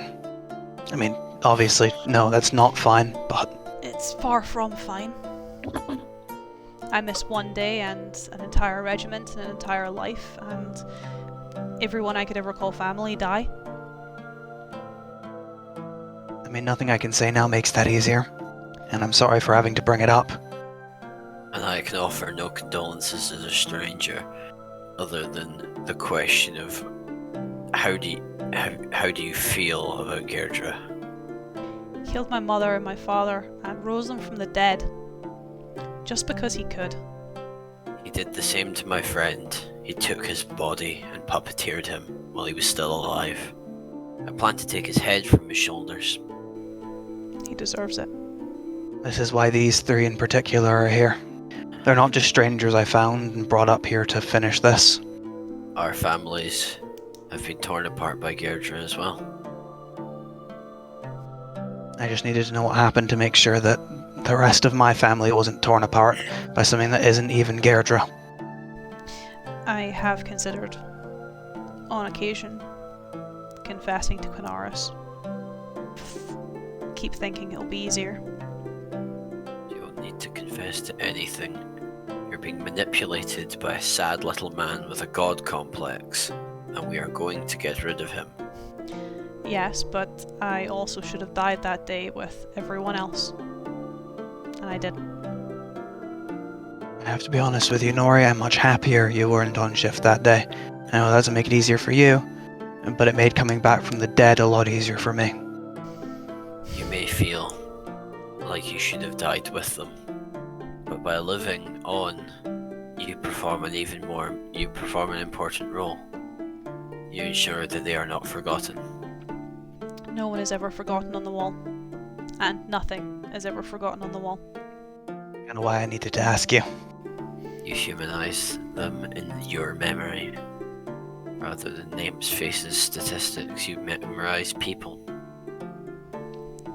So was that all you wanted to see me for? As you can always hear in her voice, she is trying to swallow a lump. I just wanted to make sure that after all these months you were still here. Where else would I go? Oh no, you've had plenty of chances to run off into the forest. I honestly wouldn't have put it past you for at least either you or Irish to have come looking. I thought about it. I did. Thought about leaving and chasing after my bunny somewhere, anywhere, wherever he would have gone. It's been very lonely without you, you know. And apologies to say I'm not staying very long. I'd certainly hope not. But after you left, everything got a lot tighter here, a lot stricter, and only higher ranking officers and higher ranking watchmen were able to leave. We were always told to leave in groups or in pairs. And I didn't want my disappearance to cause further heartache and strife, especially for Quinaris. I'll need to apologize to him when I see him, without any sarcasm. You have made his job a lot harder. Yeah, he'll have expected it coming from me. Yes. And, well, Noral's been reveling in her newfound authority, so Sure she has been. Azariah's Also- not happy with it, but You've been on the wall for this whole time, so you'll know. Did Nulrir bring back anybody from a recent mission? I honestly don't know. I've not been out much since Quinaris and I got back, but I'd probably ask him. I know him and Norrir have been attending the palace quite a lot as of late. Fantastic. Well, you get more information out of him than you would out of her. I know, but on the topic of her, whilst I've made life difficult for everyone up here, she's made life difficult for each and every person out there. I mean, it's in her character and personality to make life difficult. I don't think she's ever made anything easy in her entire life. You can say that again. I guess all I can ask is just take us to Quinaris then. What? And allow you to officially get arrested this time. Spoken to you. I've spoken to the other names I saw, I can vouch for. Not much else. And hey, if we actually get arrested, we might in a few hours be able to walk around here without a guard. Which means you could just come over and say hi whenever you wanted. Without, leading us to criminal charges. I mean, it wouldn't be the first time Amir Hearts led you to criminal charges. And it wouldn't have been the, 100th, 200th? It's a record. I was more referring to the big one, though. Fair. But at the end of the day, you need to understand they're all criminal charges. That is true. Not the funniest ones, though. I'll be sure to take you and Quinaris out for drinks when this is done, and you can recount them in glorious detail. Well, I don't know if you find them that funny, though. I owe it. Or are these stories that no one's heard yet? As she kind of almost gestures back to the three of you. Eidolon's the quiet type. She audibly laughs at that. Eidolon. Quiet. Compared to the rest of us. Since when? I believe you were taking us to get arrested. Oh, no. Since when were you quiet? Eidolon's Take us in, please. Eidolon's not going to say another word. You've been travelling with one of the loudest watchmen on the wall. Clearly the watchmen have never met the average man from Hofsal. My assumption is he just doesn't want to talk about it. Which is fair enough. I'll let you keep your secrets, Bunny. It's only fair. You got to have your emotional moment. I did, and if you are wandering around the wall, you might see Charlotte sometime. And she can have her emotional moment. Can we get arrested yet? Where's the nice meme of no, I don't think I will. Oh, you mean with Joe Biden? Yes, there it is. Oh, don't think I...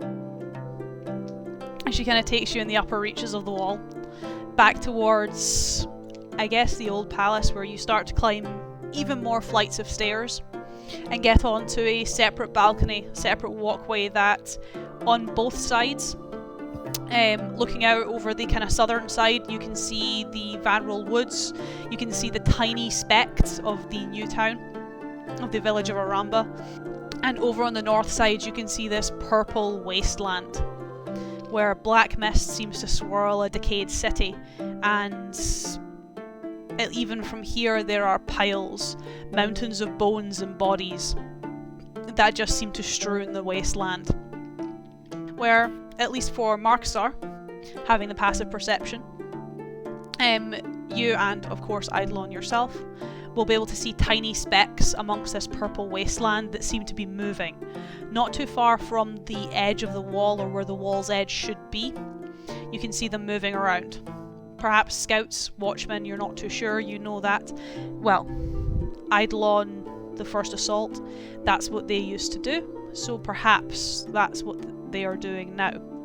As Eleanor takes you up and over, back towards the royal palace and into its internals, this almost extravagant building that it's very clear to see that at one point this was a palace meant for royalty and for all visiting royalty, and even beyond. High ceilings, long corridors, gold and silver filigree with embellishments that have been now tailored to the watchmen. Strangely enough, there is nothing here that is tailored to sigils or emblems for a Bulwark or a Bulwark's family, or even symbols of heritage or status. Everything here seems to be linked to the watchmen, and at least their heritage and status upon the wall. Rather clinical here. It's a lot of space and a lot of cleaning. Trust me, if there were a lot of pictures, portraits and knickknacks, we'd be cleaners, not watchmen. It's a shame. I'll need to take you to the northern base sometime, Eidolon. Are you art critics there? No, we just know how to decorate. Listen, if we have a chance to go to the homes, it looks nice. This doesn't need to look nice. This needs to look clinical. It's like a courtroom. It's a courthouse. Oh, wait till you see the courthouse. This isn't the courthouse. No, this is how you get to the old palace. The courthouse is, and she kind of gestures kind of wildly off in one direction. It's over there somewhere. Will I apologise for being from a normal place with normal proportions and not a giant fucking wall in the middle of nowhere? Nori, please tell me they still have my desk. Moving on. Oh, do you have a snow globe? Yeah, what knickknacks you got? You almost see Eidolon, like, it's one of the first sad expressions that crossed across his face upon Wolfric saying that. It's just I guess I did. Past tense. Oh, for fuck's sake. You don't... You can beat a man. You can throw him in prison. You don't break his snow globe. Well, no, everything from his old office got moved to his house. Oh, thank God. Oh, thank fuck. I mean, they were also going to renovate and remodel your home when, the year was up and everyone thought you were dead, and then you came back to life and they had to stop halfway, but... Why would they not finish it? Just like out of courtesy. Well, they were remodeling. Are my hands bound? I'm gesturing like my hands are bound. Are my hands hands bound? hands are not bound, Ewan. least Don't not ever yet. bound your hand.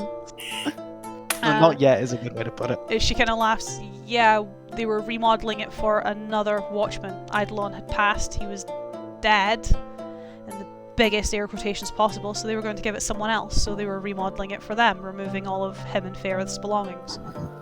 And then he showed up alive, so they kind of had to stop. Last time I was in there, all my decor was still there, so... Vaguely morbid, but anyway, I didn't check for my clothes. Shit. Eidolon, you have the same blue shirt. I don't think I've ever seen you wear a different shirt apart from on your wedding day, and I'm pretty sure you borrowed that from Conaris. Well, I need at least 15 of each of them. You dress like a fucking character from a book. Or you wear the same shit every day. Well, yeah, it looks nice. He's chosen an aesthetic and he's running with it. It's not. Sophia would fucking murder you. She's welcome to try. I feel like she actually could. I'm 6 foot, but very little of it's muscle. Yeah. Sophia As- probably has a higher strength stat. As the four of you kind of make your way, following Eleanor through these corridors, through these twists and turns, where the corridors do start to narrow, she kind of takes you across the upper floors of a balcony where you can see what would have perhaps been a meeting hall or a ballroom on the ground floor just below that's now been set up for, I guess it's more traditionally what you'd expect from like a throne room style, so very empty hall with a central seat. But she kind of bypasses that and takes you towards a collection of doors, smaller spaces, smaller rooms, lower ceilings that are more akin to what you'd expect from perhaps offices or office spaces. As Eidolon, these corridors are very familiar to you, both for two reasons, one being captain of the First Assault and two being High Prosecutor. Though she doesn't take you down to the lawyer's chambers, she instead takes you slightly further up, overlooking the barracks and the training yards, and knocks on one of the doors before waiting a few seconds and heading in just herself, leaving the door just ajar, as you can hear her voice from inside. Quinn, I've got someone to see you. As you kind of just hear a sigh, I really don't want to see No Rare again. It's not No Rare. It's someone I think you'd actually want to see, though in saying that it is also someone you're going to have to arrest. As you just kind of hear a chair scape across the stone floor and very almost hard heels against the boot, like boots against stone, so not like Eidolon's old shoes. These are like a bit more of an Italian heel, as they kind of walk across the floor and the door swings open full ajar, as dressed in the watchman's garb, though a lot darker tones, so not the kind of navy blues that Eidolon or the others seem to wear. These are a little bit darker plate, kind of long ears, pale skin, and long black hair that's been tied into a braid, again with almost a silver laurel holding it into place, is quite a tall elven man. As he kind of looks, smile on his face, throws open his arms and gives Eidolon a hug. Oh, poor Marcusar. I just have to keep reciprocating hugs. I mean, you could God not reciprocate damn his it. hugs. Well, no. This is a good friend of mine. I'm not going to let a hug go by. Yeah, this was Am I one not a of your- good friend of yours? This was one of your groomsmen. Marcusar, you're an ego terrorist who led to Ewan's fiance almost dying. He has a point. But, however, I've reformed. Yes, about like 3 days ago. Give it time. I need to make sure you don't stab us all in the back and twist the knife. Then spit on the graves and Fortnite dance. I'm begging you. Right. This is your friend, I take it. You'd at least give us a moment, but yeah, this is Kunaris. Excellent. Nice to meet you. Pleasure, you seem to be in a rush. He has words for Azariah. I have choice words for your superior. My name is Wolfric. From the letter. Yes. And I have no superior. The four of you are welcome to come in, at least whilst I try and find other sets of cuffs. You have to excuse their tiredness. We've been asked names a lot today. Father Marcusar Weil. He loves telling people that. First name Nobody father? cares. Marcus or I care. Ah, first name not father. Title. It's a title. We He's don't. a priest. Even our priests don't have titles here. It's a military I'm not one of your title. priests. He's got you there. That's fair, it's just not a title we're familiar with more than anything else. It's nothing against your title, it's just I don't know it. Do you recognize military titles if they're not from the wall? Most here are captains or commanders, or you're a member of the Dragon Guard. I'm in the Iron Dragons. Would you prefer an official title for me to be introduced as? Would you prefer for paperwork? Wolfric will do just fine. Titles are more of a way to tell what your job is, what your roles are. It's not really a status thing.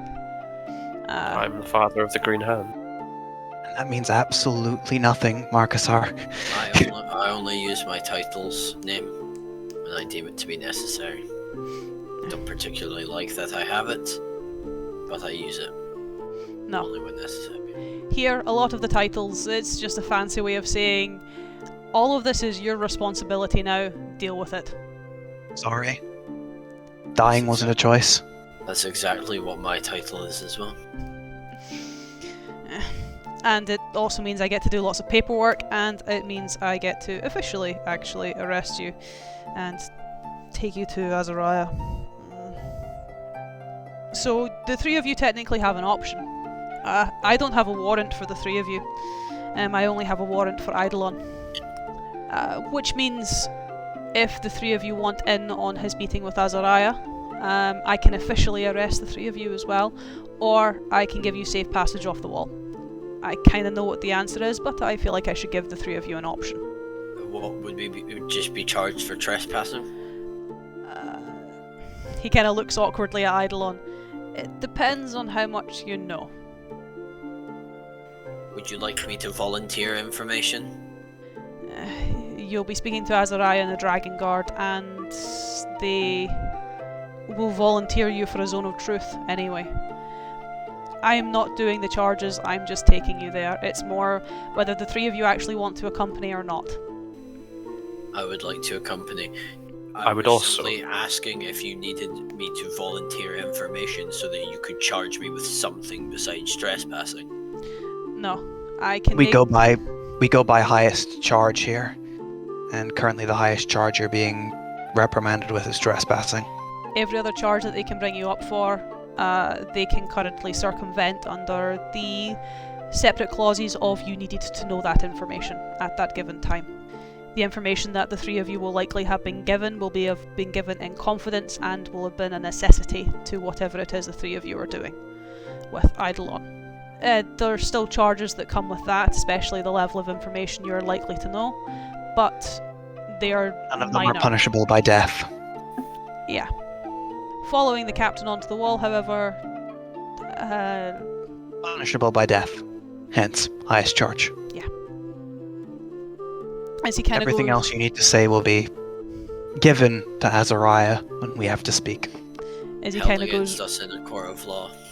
Anything you can say will be used against you. as he goes rooting through his Remains drawers. And quite hefty, mind you. They're not traditional shackles or manacles, small chains. These are big, chunky, maybe inch thick metal with a bar between them. And pleasantries over, would you like me to, or would you like to do them yourselves, boys? Just get this over with. Are they metal cuffs? Yep. Do you have leather or rope by any chance? Marcusar, this is not the time for this. You either wear I them, have- or you're not going. I pull my sleeves all the way down. Well, like an emo teenager in 2007. He's starting that arc. You got fucking sweater paws. As technically Wolfric, Marcusar, Ranagash, if you are all being put in cuffs, I'll need you all to make me Constitution saving throws. Fuck is in these chains. I don't like that. You get a plus Eidolon, you're 5. alright. We get +5s? Yeah, because you're within Wolfric's vicinity. Yeah, and Wolfric is big boy. Nat 20, 18. 29, 18, 9. Oof. So, Marcusar, it feels uncomfortable when you put them on. The only way I can describe it is almost as if these cuffs are almost severing your connection to she. The kind of ability to at least sense or even have druidic ability or druidic magic, it almost seems like a spark that just completely starts to extinguish, almost a strain through your body. Ranagash, you feel something very similar, where your blood isn't inherently magical, or at least to some degree. Your divination magic is inherent, but your brain almost starts to get that migraine, a certain fuzziness, almost like there's interference, and you almost feel at the side, your bag of runestones almost starts to pop and hiss, almost as if some of them are reacting, as almost as if some of them are being dispelled, or at least their magic is being dampened. Wolfric, I guess you kind of feel the heaviest when you pop them on, as it would appear that your divine connection is almost entirely severed, to the point where your axe disappears. You're not too sure, like, if this is a permanent thing or this will happen. Is my charisma 18 still, for the purposes of? Oh, for fuck's sake! I don't remember what it was. 13. 13. Okay. Yeah. At least I think it's 13 for him. Fucking hurts like a bitch. Yeah, 13. My apologies, gentlemen. I forgot to say, if you have anything magical on you or are inherently magical yourselves, the manacles will dampen the magic. Precaution. Understandable, given the circumstances. I mean, it's not like we'll need to use them, so... No. Yeah. Do not worry, any magical effects or auras or abilities will return once they are removed.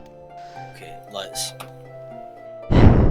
I would say lead the way, Eidolon, but I feel it being appropriate for you to walk through the doors and chains. Eidolon starts walking ahead of him. Keep up. You can't give me this, Captain, can you? No. Not until this is done. He kind of shakes his head, sighs, walks out the door, following Eidolon, almost keeping pace as he gestures for the three of you also to follow. I do have one question, though. Just as we have these halls to ourselves. What? Has Nulrir brought someone back recently from a mission? Potentially a week or two back. An older woman. Very injured, yes. Exactly. Yes. She is currently under care. Sierra's been treating her. As well as, I think, Niobe. She's currently staying in Azariah's chambers. All of these things are good. As I turn back and just give a nod to Ranagash. Return the nod. A nod between friends. Do I dare ask why? Well, one of us is here to make sure she can go back home. I mean, I would like to say that she had her reasons, but no. Nulrir very rarely has reasons for doing anything. So, it will have been a spur-of-the-moment whim decision that she won't even consider the consequences of. She also didn't consider the consequences of murdering an innocent person while she was there. But that's beside the point, isn't it? There were many others that could have been named captain of the first offence after you and Gairdra. After the incident. None were quite as loud about it, though. Well, there's not exactly anyone who could have stepped up to it. It did kind of need to be filled. They could have taken the time to train someone. I'm not saying you shouldn't have. I'm just saying that immediately after what happened, someone needed to fill the role. Believe me, I'm not standing up for Nulrir. I just wish she would have been replaced by now. With everything else that's going on, Azariah's not really had the luxury. Well, let's give her it. As he kind of takes you down, getting closer and closer, I guess, to the kind of second, third balcony of the wall. You're getting closer to ground level. As he kind of walks with you, him and Eidolon seemingly just casually chatting, talking about life, talking about family, updates on, you know, how each other's parents are doing, how apparently Quinaris' sister is doing. Just, it's all very casual considering the topic at hand and the air, or the tension in the air, as you're brought down and into this kind of big central hall, this throne room, with a seat several pedestals higher than the four of you. As Quinaris leaves you in the centre of the room, if only for a moment, as he goes over to a collection of guards standing in the corner. A few of them are stationed around the room, though he seems quite targeted to who he goes over and speaks to. A kind of older woman by the looks of things, but you're not really too sure, as the only reason you can even tell it's female is the way that the breast has been, or the breastplate has been situated, just to have that little bit more comfort. As they seem to disappear, and he kind of comes back over to the four of you. They're going to go and get Azariah from her chambers. She shouldn't be too long, especially considering, well, Eidolon's here. I get to stay with you until she arrives, and then I have my other duties to attend to, at least for today. If you wish to come and speak to me, or wish to come find me, well, Eidolon knows where I am. We'll be fine once this is all over. I don't doubt it. It's just making sure she listens. She's never not listened before. Well, you three ready to meet her? Yes. Dun, dun, dun. Just make sure As to ready let as her. we'll ever be. Just make sure to let her finish speaking first. No interrupting. Got you. As the four of you stand in this kind of very big expanse, this very great hall, Quinar is still by your side, though has informed the guards obviously to go and call upon Azariah, where the hall starts becoming a little bit more occupied. The doors on the far right start to open, and several people start to make their way through. These big plated men and women, full armour, full helms, a lot of their faces completely covered by their armour. All of them seem to be, well, paying you very little mind as they come into the room and start to move around this kind of central throne area and taking their spaces. None of them seem to take themselves up the steps, they all seem to be very distant of it. Even as more elaborately designed, armoured people start to enter into the hall, none of them take a seat. Until the kind of procession, the parade seems to come to an end, if only for a little bit. This kind of lull in attendance where Quinaris leans over to the four of you. This is my cue to leave, so good luck. As he kind of gives you all a nod, turns heel and leaves, leaving you with a collection of the Dragon Guard and, well, the sound of heels walking against the stone. I wouldn't say very big heels. They are very small, light, delicate, almost like a horse. That kind of clip-clop rather than a stomping noise as it moves through the halls and starts to come towards the doorway, where, even with your passive perceptions, when whoever this is passes past some of the Dragon Guards standing at the door, you can't see them. They enter in with an accompaniment, and very similar to almost like the Presidential Guard, this kind of circle of men, these kind of guards, you can hear the feet clipping, but you can't see them, as the guards by their side seem to be obscuring the vision. As, coming to the centre of the room, the group of men around this person, presumably Azariah, seem to disappear.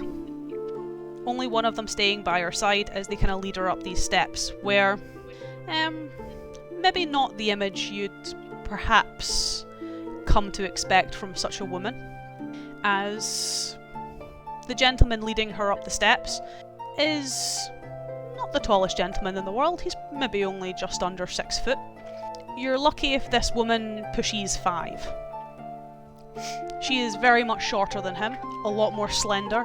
She is not wearing armour, she is instead wearing almost thin satin clothing. Not dated, or not noted of noble, but very much, I guess, lacking in frills. It's quite simple whilst being quite elegant. With her back turned to you, you can see that she has a long trail of silvered hair that seems to be tied away in, again, quite a simple braid. But by the flesh that is exposed, so no cut shoulders, not wearing any tights or garters on her legs, you're expecting someone quite old, Eidolon has told you that she's been at this for nearly 300 years, and she certainly doesn't look elvish. From this perspective, she has no pointed ears. You can't even see her ears under the frills of her hair, or the threads of her hair. She's not wrinkled. Skin is smooth, almost like porcelain. Still white, no blemishes of age, no imperfections whatsoever, not even a freckle. As the gentleman takes her up to the top of the steps, and she kind of turns around giving them thanks, where her face, she probably looks in her late teens.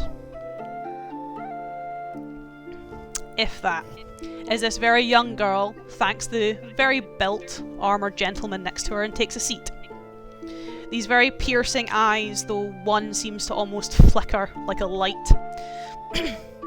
as a scar that seems to be the only imperfection on her entire body runs down the right-hand side of her face. Very similar to the infection that now plagues Eidolon's body seems to seep from this wound, though it seems to at least be halted to some degree, as it doesn't seem to be inhibiting her abilities, inhibiting her movements, and it doesn't seem to be spreading. This wound has closed over, encrusted, perhaps just because of the blight has been unable to be healed in its entirety. As she kind of looks down at the four of you, almost with a sigh, fixing her eyes on Eidolon. What do you think you were doing, Daedalus? Depends on what you're referring to, Azariah. Leaving, for a start. We had an agreement.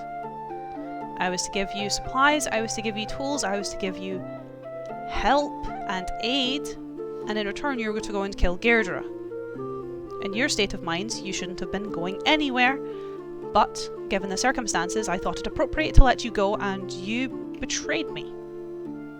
We can get to everything else in a little bit. I want to know why you left first. Whilst the everything else is what I have an answer to, the leaving is not. It was simply an emotional state, and for that I apologize for. I did not feel any help you could provide me with would understand the situation. Well, I'm just thankful you're not dead. I wasn't going to die. In your state, I couldn't have been sure. Eidolon gives a very simple bow. And now on to everything else. I have received your letters, and then you went dark, which has not helped your case very much at all until the issue in Kinreen, which I have done my best, but you have been our only watchman in the field outside of the wall, and I'll be honest, it's been very difficult to argue that you've not become emotionally compromised, given your track record. I have not been, and no, you did not do the best you could. You sent Nulreer. She is of the first defence. You know I could not act on my own, and the others agreed the defence was best. It led to the death of innocents. Any debate of emotional compromisation should be put back on, at the very least I can presume, the defence members who are accusing it. The defence and Sibelius. Obviously. Nulreer killed an innocent woman in Kinrin. If she's making the accusation, then her point is moot until she answers for that. One is a fact, one is an accusation. And that is something I can deal with. Obviously, as he'd more just hold up the cuffs. Zone of truth. Can't lie. And I don't feel it necessary to get the Dragon Guard to put you under any other forms of truth. Well, I'm not going to lie. You've never lied to me before, Daedalus. So if you have any more questions to ask, I do have some friends who have some questions for you. I only have one. I already know likely what the answer is, and then I will go through standard protocol, bending some rules, for I do have some rules to bend, given what your answer is going to be. And then your friends are welcome to ask what they need to ask. Why are you and your friends, as she kind of smiles, on the wall? Deirdre's on the other side, and this is the only way into Lavanya. She kind of looks around the room, almost that kind of like smuggish smile on her face, almost quite childish in that sense. Still holding quite a regal or dignified appearance, but it's kind of that shit-eating grin that's on her face as she looks towards some of them around the room. Very well. Then, by decree and by proceedings, you are to stand trial. But given what I sent you out to do in the first place has not yet been completed, and it seems things have escalated beyond my own concerns, He's affected other people's lives. I grant you and your friends permission to go over the wall. But, upon your return, Daedalus, you have to face trial. Your friends will be clear of all charges. That's more than acceptable. I told you I can bend the rules sometimes. It's questionable if this is even bending the rules, as technically you've given me seniority until I finish a task, whether I'm on the wall or not. It You don't even need to bend a rule. doesn't mean Sylvalis is going to like you when you go and pick up your supplies. He doesn't need to. However, until you leave this room, you and your friends will remain cuffed, as I don't know what their magical capabilities are. And Good. Strange. The strange is pointing at Wolfric, the good was pointing at Ranagash. I honestly don't know sometimes, pointing at Marcusar. I trust the three of you will have no ill will towards me or my men, but there are some rules I cannot bend, especially when it comes to strangers and our walls. You are lucky you are not dead, but Daedalus has always been very special. That's just an insult. Yep. And so I give him leniencies when I know it is important. I just needed everyone else to see what his reasoning was.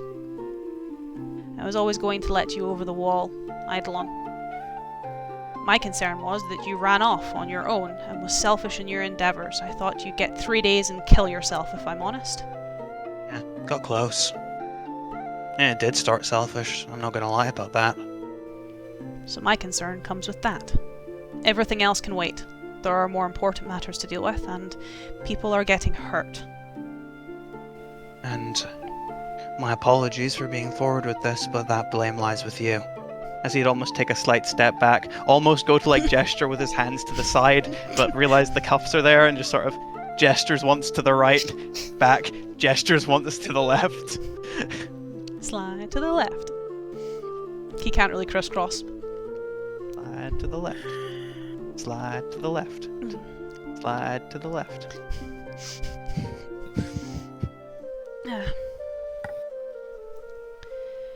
The three of you are welcome to ask what you wish to ask. I'm not going to hide my reasoning or my history from you. When it comes to these matters, I cannot disclose everything, you understand. I still need to ensure that when you come back I can actually let you off and clear you of all charges. If I start telling you more than I should, then it becomes harder to argue that. Did you receive the letter? And you are Wolfric, yes? Yes. I did. You read it, correct? Why would I not? I have no idea. I've only heard tell of what Eidolon tells me. And I'm sure he's given me glowing reports. No. I have read it, and I have read lists far longer than it, but this is no matter. It should not have happened. I trust your friends were good men. They were. We too have lost a lot of good men and women here, but as much as I do not always like it, they were lost in the hopes that you would never have to lose anyone, the way we lose people, the way we lose friends, family. When I sent Eidolon over the wall to chase Gerdra, I knew he would look to cause chaos, but I hoped it would be enough to perhaps only target small areas, small people, even just chase Eidolon. I had never imagined that he would do what he has done to you and your family. An old woman sits in a tavern, succumbing to the decay of her own mind, because whatever plague you are intended to stop was allowed past your walls and took her husband from her. He was not a fighter, he was a farmer. Too old to even fight back. And if we're going to be discussing things at all, I suppose now would be the time to, and I hate fucking doing this. Simply state my full title. My name is Wulfric Reinbrand. I am Master Chief of the Iron Dragons. Azariah Cragwin, the Bulwark of the Wall. I understand title. I trust the Iron Dragons. From what Quinaris tells me, are a mercenary group.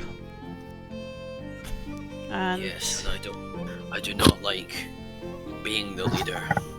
As soon as this is all over, I plan to retire. I plan to go home. I wish you luck. It is something I have not been able to do. I do not revel in violence. Neither do I, but sometimes it is necessary. But I make clear my intention now. Do you bury your traitors? Gaedra is our first. Well, I'll spare you from setting a precedent. There will not be a body to bury. She kind of looks at Eidolon, as well as some of the other almost helmed faces around the room. There is no one here who would probably want to see him again. And if they did, they would probably not leave much left either. I am truly sorry. Thank you. Eidolon may get the final blow on Gaedra, but I ensure that it is the light of my faith that will sear Gaedra's name into the books of hell. He will suffer 1,000 times over, 1,000 times worse what he has done to not only the families on the wall, but to the families beyond that.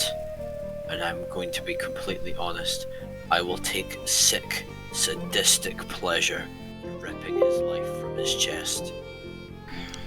I will hate myself for it, for a time, but I will understand it is justified, because Gaedra has abandoned his humanity. He's no longer a man, he's a monster. He's a beast. Fights with men can be prevented, but a fight with a beast is inevitable. How long has it been? How long has it been since we heard that? Quick, someone in the comments find out. It's like 30 sessions ago. So long. And she kind of almost shifts in her chair. Still looking very elegant, though keeping herself that little bit more relaxed. Well, I don't have much to ask of you, and I feel you have asked, unless there is anything else you wish to ask of me. I know how this has affected Wulfric, and how it has killed his friends and his family. The list is long. Many people here have a list as long, especially if they were here for the incident. But that does little to explain why a half-orc and a druid are here. Ranagash, I feel your case is more pressing. You have my mom! Mama! There's that one. I want my mommy back! I want my mama back, mama back, mama back. Where is she? Where's Save all those Rachel? I syllables. mean... And then Marcus R can just say, oh yeah, my entire family's dead. And I'm also kind of dead. Kinreen was my home. Or at least one of them. The other, Maya, was besieged by Gaedra himself. While some remain, too many were lost. On top of all that, I know. My mother was taken when when your people came to do what they did to them. I would say to protect, but that is not what was done. It's what should have been done, but it's not what was done. I cannot reverse what has been done to Kinreen nor to the forest. It's comforting to know that it's gotten so far, and that Gerdra has become stronger with his magic and his intent, but in some ways I can at least ease your mind if... It's not an if. Your mother is here. Myself and one of my Dragon Guard, Niobe, we have been taking care of her. We have not been able to repair all of the damage. It was quite severe. But we have been able to repair some. I know it is not much, but to offer an explanation to why, even though it should not have happened, your mother was taken because of the strain of blight that she had in her body. It was not one we have seen, or the defense had seen. They felt it was something new, something dangerous, so brought it back to be tested upon.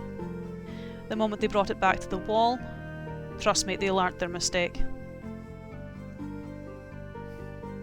She was shortly taken after into my care, where I did not want to return her to Kenreen, at least until she was strong enough. We have superior medicines here for dealing with the blight and people's recovery with it, if we can get to it fast enough. So I didn't want to send her home with the hopes that she would be okay, when I knew if she could stay here she would definitely survive. Though I can understand why, with little information and little knowledge, that would be stressful to yourself. The reason we keep a lot of what we do here secret is so that people don't panic. I don't want to turn the whole world into what Aramba has become. But for your mother, you were lucky Eidolon was there. None of my other watchmen would have assisted.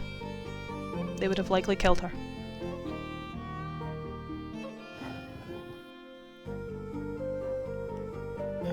Sometimes I wonder if that's a good thing or not. I can understand why you would say that, but her life will be no different than what it was. Injury does not inhibit, at least for the men and women here who have lost limbs, lost organs, lost lives. They have moved on and coped, some thriving. If she had died, if she had been killed, I think the hardest part for her would not be able to see you. A lot of the people on the wall who wish a loved one dead are usually those who blame themselves for what has happened. We have several young watchmen who survived the incident through circumstance more than anything else, and each and every day they blame themselves for the numbers we lost. They blame themselves for the families, the friends, the brothers, sisters that they could not save them because they were not there. There are young men and women who want to die with them, but that's only because they blame themselves. Take it from me. I have lived many lives now. Many times I have wished to die. I have wished to move on. I have wished things changed. But life is precious, and people should enjoy it. And people will always make the most of it if they want to live. Your mother is a fighter. When she came to us, with very little medicine, very little healing, she was already combating infection, fever, and an illness that should have killed her. Whether she knew it or not, whether you knew it or not, she wanted to live. So when she recovers and we send her on her way, her life will be no different. I see her before I go. Yes. Whilst Eidolon goes with the others, it's probably best a magical man like yourself probably avoids Sibelius. I can take you to my chambers. You can see her. Alright. Thank you. Now there is one. And she kind of sits forward in her chair, giving Ranagash a smile and turning to look at Marcusar. Am I free to speak? You don't wait for permission here, Marcusar. But you said earlier, don't speak unless spoken. That's because I thought we were in shit. Okay. Eidolon, language. Apologies. You're not on trial, but you're still in my halls. You're not in the training yards. Apologies, I may have become accustomed to the speech patterns of the outer world. But yes, when you come back, you will indeed be in shit. Deirdre has caused great harm to myself, my friends, my family, and I wish it to end. That seems to be a common occurrence amongst you three. Forgive me, I can make assumptions to Kinreen and Maiar, and even to Thornsguard and to the Iron Dragons. They share a mountain range with ourselves, but you are foreign to me. I hail from camp within the forest of Halden, near Summerhost, in the south. Then I ask what Deirdre was doing there. Sowing seeds of evil. He does that everywhere, but a small forest in the middle of nowhere seems too intentional. He's dim, not stupid. Deirdre, yeah, it's been forever ago. He was using my sister, wasn't he? Yeah. To, like, hatch an egg. Yeah, he was manipulating your sister to see if she could essentially channel the blight. He was manipulating my sister to see if she was capable of managing the blight. A druid. Correct. She kind of looks confused. Why a druid? The blight's not a natural thing. It kills anything that's living. I don't understand why you'd be so interested in someone who can control the natural world. She kind of calls over one of the dragon guards, kind of leans over, almost having to go on her knees to get up to them. As she kind of like concernedly whispered something to them, and they leave the room. As she sits back down on the chair. Was? Yes. Give me 2 seconds. Cool. I just wanted to make sure. Mr. Observant here. Lip reading. I never get the chance to use it. As she whispers to the dragon guard to go to see Savelis, to get him to search through his books and to see if he can find any connection between the blight and druidic magic. I wonder if they'll find something about the Dreamstone. Before Marcusar gets back to his point, Eidolon would just step forward slightly. If I may interject, Azariah. Yes. I am under a rather deep suspicion that is scarcely a suspicion. They tore us, ma'am. What does that old fool have to do with anything? Well, surely you haven't forgotten why he left. He didn't leave, he was exiled. I should have had the man killed. You should have, but Emotions. I'm certain you remember why he believed the blight to be natural. He was trying to channel it to use it and harness it, but it doesn't explain why Deirdre would want a druid. My father... Oh, sorry. No, it's... I was just going to finish just by saying, all I can say is that at least some of the druids, while their teachings stem from some of his. He didn't share anything about the blight, but he did start a life for himself out there. As Eidolon would step back again, letting Marcusar come forward. I thought my father learned under Taurus. His writings. The man was dangerous. As was my father. Then I'm sorry if you were ever subjected to their madness. Say that. It still doesn't explain it. It does make me question whether it would be a good idea to send you across, however. The other two I can understand, but if Deirdre was looking for a druid, if he was seeing if a druid could channel the blight, it makes me hesitant to want to send a druid across. Do I tell her about past with Deirdre. She probably already knows that you've got his magic Yeah. all over you. I think she's just been polite not to bring it up. Yeah. She's kind of like, why would someone want a druid? It's like when you come across someone at work who like clearly hasn't had the time to shower that morning. It's like you're very polite, like you don't point it out to them, but it's really obvious. Yeah. I have a stink on me. My sister is no longer alive, but I believe there may still be a druid that he wants. Myself. So I was right to have doubts about sending you across then. He unceremoniously brought me back to life. You kind of watch, and all of you will be able to hear as several of the Dragon Guard around the room start to draw weapons. Cuffed, what am I gonna do? Just makes you easier to kill. As some of them start to take a step, she does raise a hand, almost kind of waving them away, very, very calmly, just almost sighing.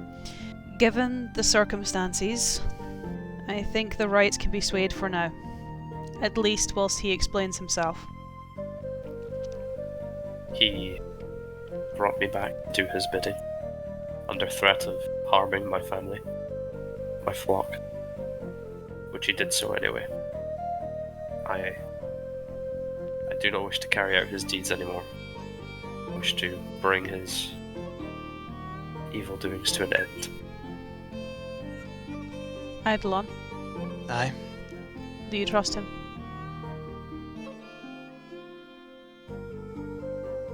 I have been through a lot over the past half year with Marcusar.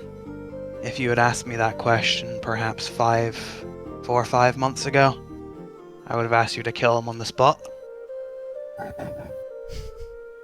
But he, like the rest of us, has as much stake in killing Deirdre. He has been harmed just enough. Let me finish. You're talking around my question. Then let me finish. He has been harmed as much, or perhaps even more, than the rest of us. Whilst my trust might not fully be with him, I would put my life on taking him over the wall. Very well. But given the circumstances, and the sudden change, if it does cost Eidolon his life, as she looks down at Marcusar, if the three of you return, it will cost you yours. That directed me, yeah. Understood. I take it she's still staring at Marcusar even though Wolfric's responded. Yep. Thank you, Wolf. Those seem like fair terms.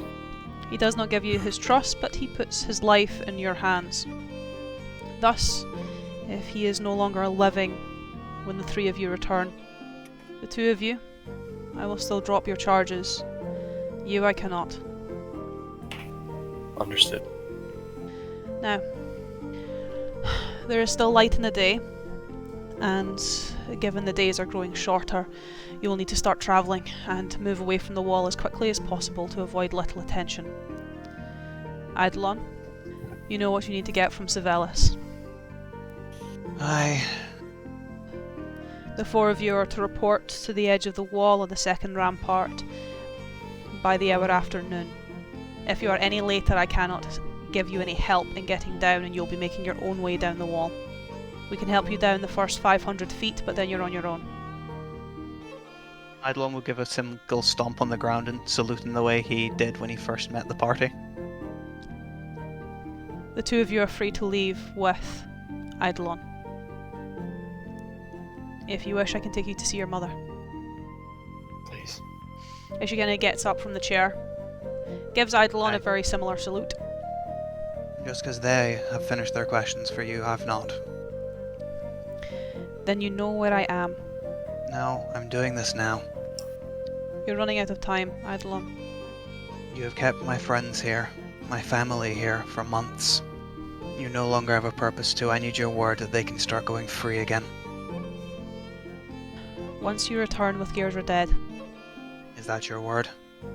That is my word. I don't want anyone else hurt. And I have one last thing. Why is what you say now different from the teachings that we have been observing for 200 years? Because the world has suddenly gotten involved because I made a mistake. And I have spent the last 7 months thinking about that mistake as he has been wandering the plains, possibly getting himself killed. Oh, that mistake is me. Yes, that mistake is you. What I saw as the first, I had hoped many others would follow, but nope. You were the only one. The only one like you. What a mistake. An emotional wreck who was never fit to be a watchman. And was yet one of the greatest watchmen we've ever had. Then perhaps start letting the whelps visit their families on weekends. Marksar, Wolfric. Yes. And she does almost like let out a laugh as she does that, as she comes down the steps and stands next to Ranagash. She is like torso height on you, Ran. She is very short. Even like, she is wearing maybe 2-3 inch heels, so if she was in flats, like, very small. As she kind of just puts her hand or hands on your manacles, almost just clasps them, and they just disappear. And she just gestures for you to follow her. As for the three of you, it's a lot less ceremonious, or less ceremonious. Yeah, I did have one thing I wanted to do about the manacles, if that's okay. Yeah. As he'd essentially go up, stop as he's leaving with the cuff still on, turn to one of the Dragon Guard that's to his left, just take out his hand and just... Basil, get these off. As for the three of you, they are undone. Your manacles are obviously unclasped. You are let to wander, which is a sigh of relief for, I guess, yourself, Wolfric, as your holy power, your holy light, your connection with Liara seems to return, as so does your axe on your back. You feel a lot more equipped all of a sudden, as the magic is no longer being dampened. The 18 is back! He has the charisma again. And I feel like the connection is stronger than ever. As for just now, we are going to end it there, with the four of you starting your prep to go over the wall, finally, and with a level up. Let's go! 13! So you boys are leveling up, which I'll need you to obviously get done and get sorted. But for now, with conversations had, perhaps perceptions slightly changed a little bit, it is goodbye from me, and Ewan is hiding, but it is goodbye from my boys. Bye. It's goodbye from all of us but Ewan.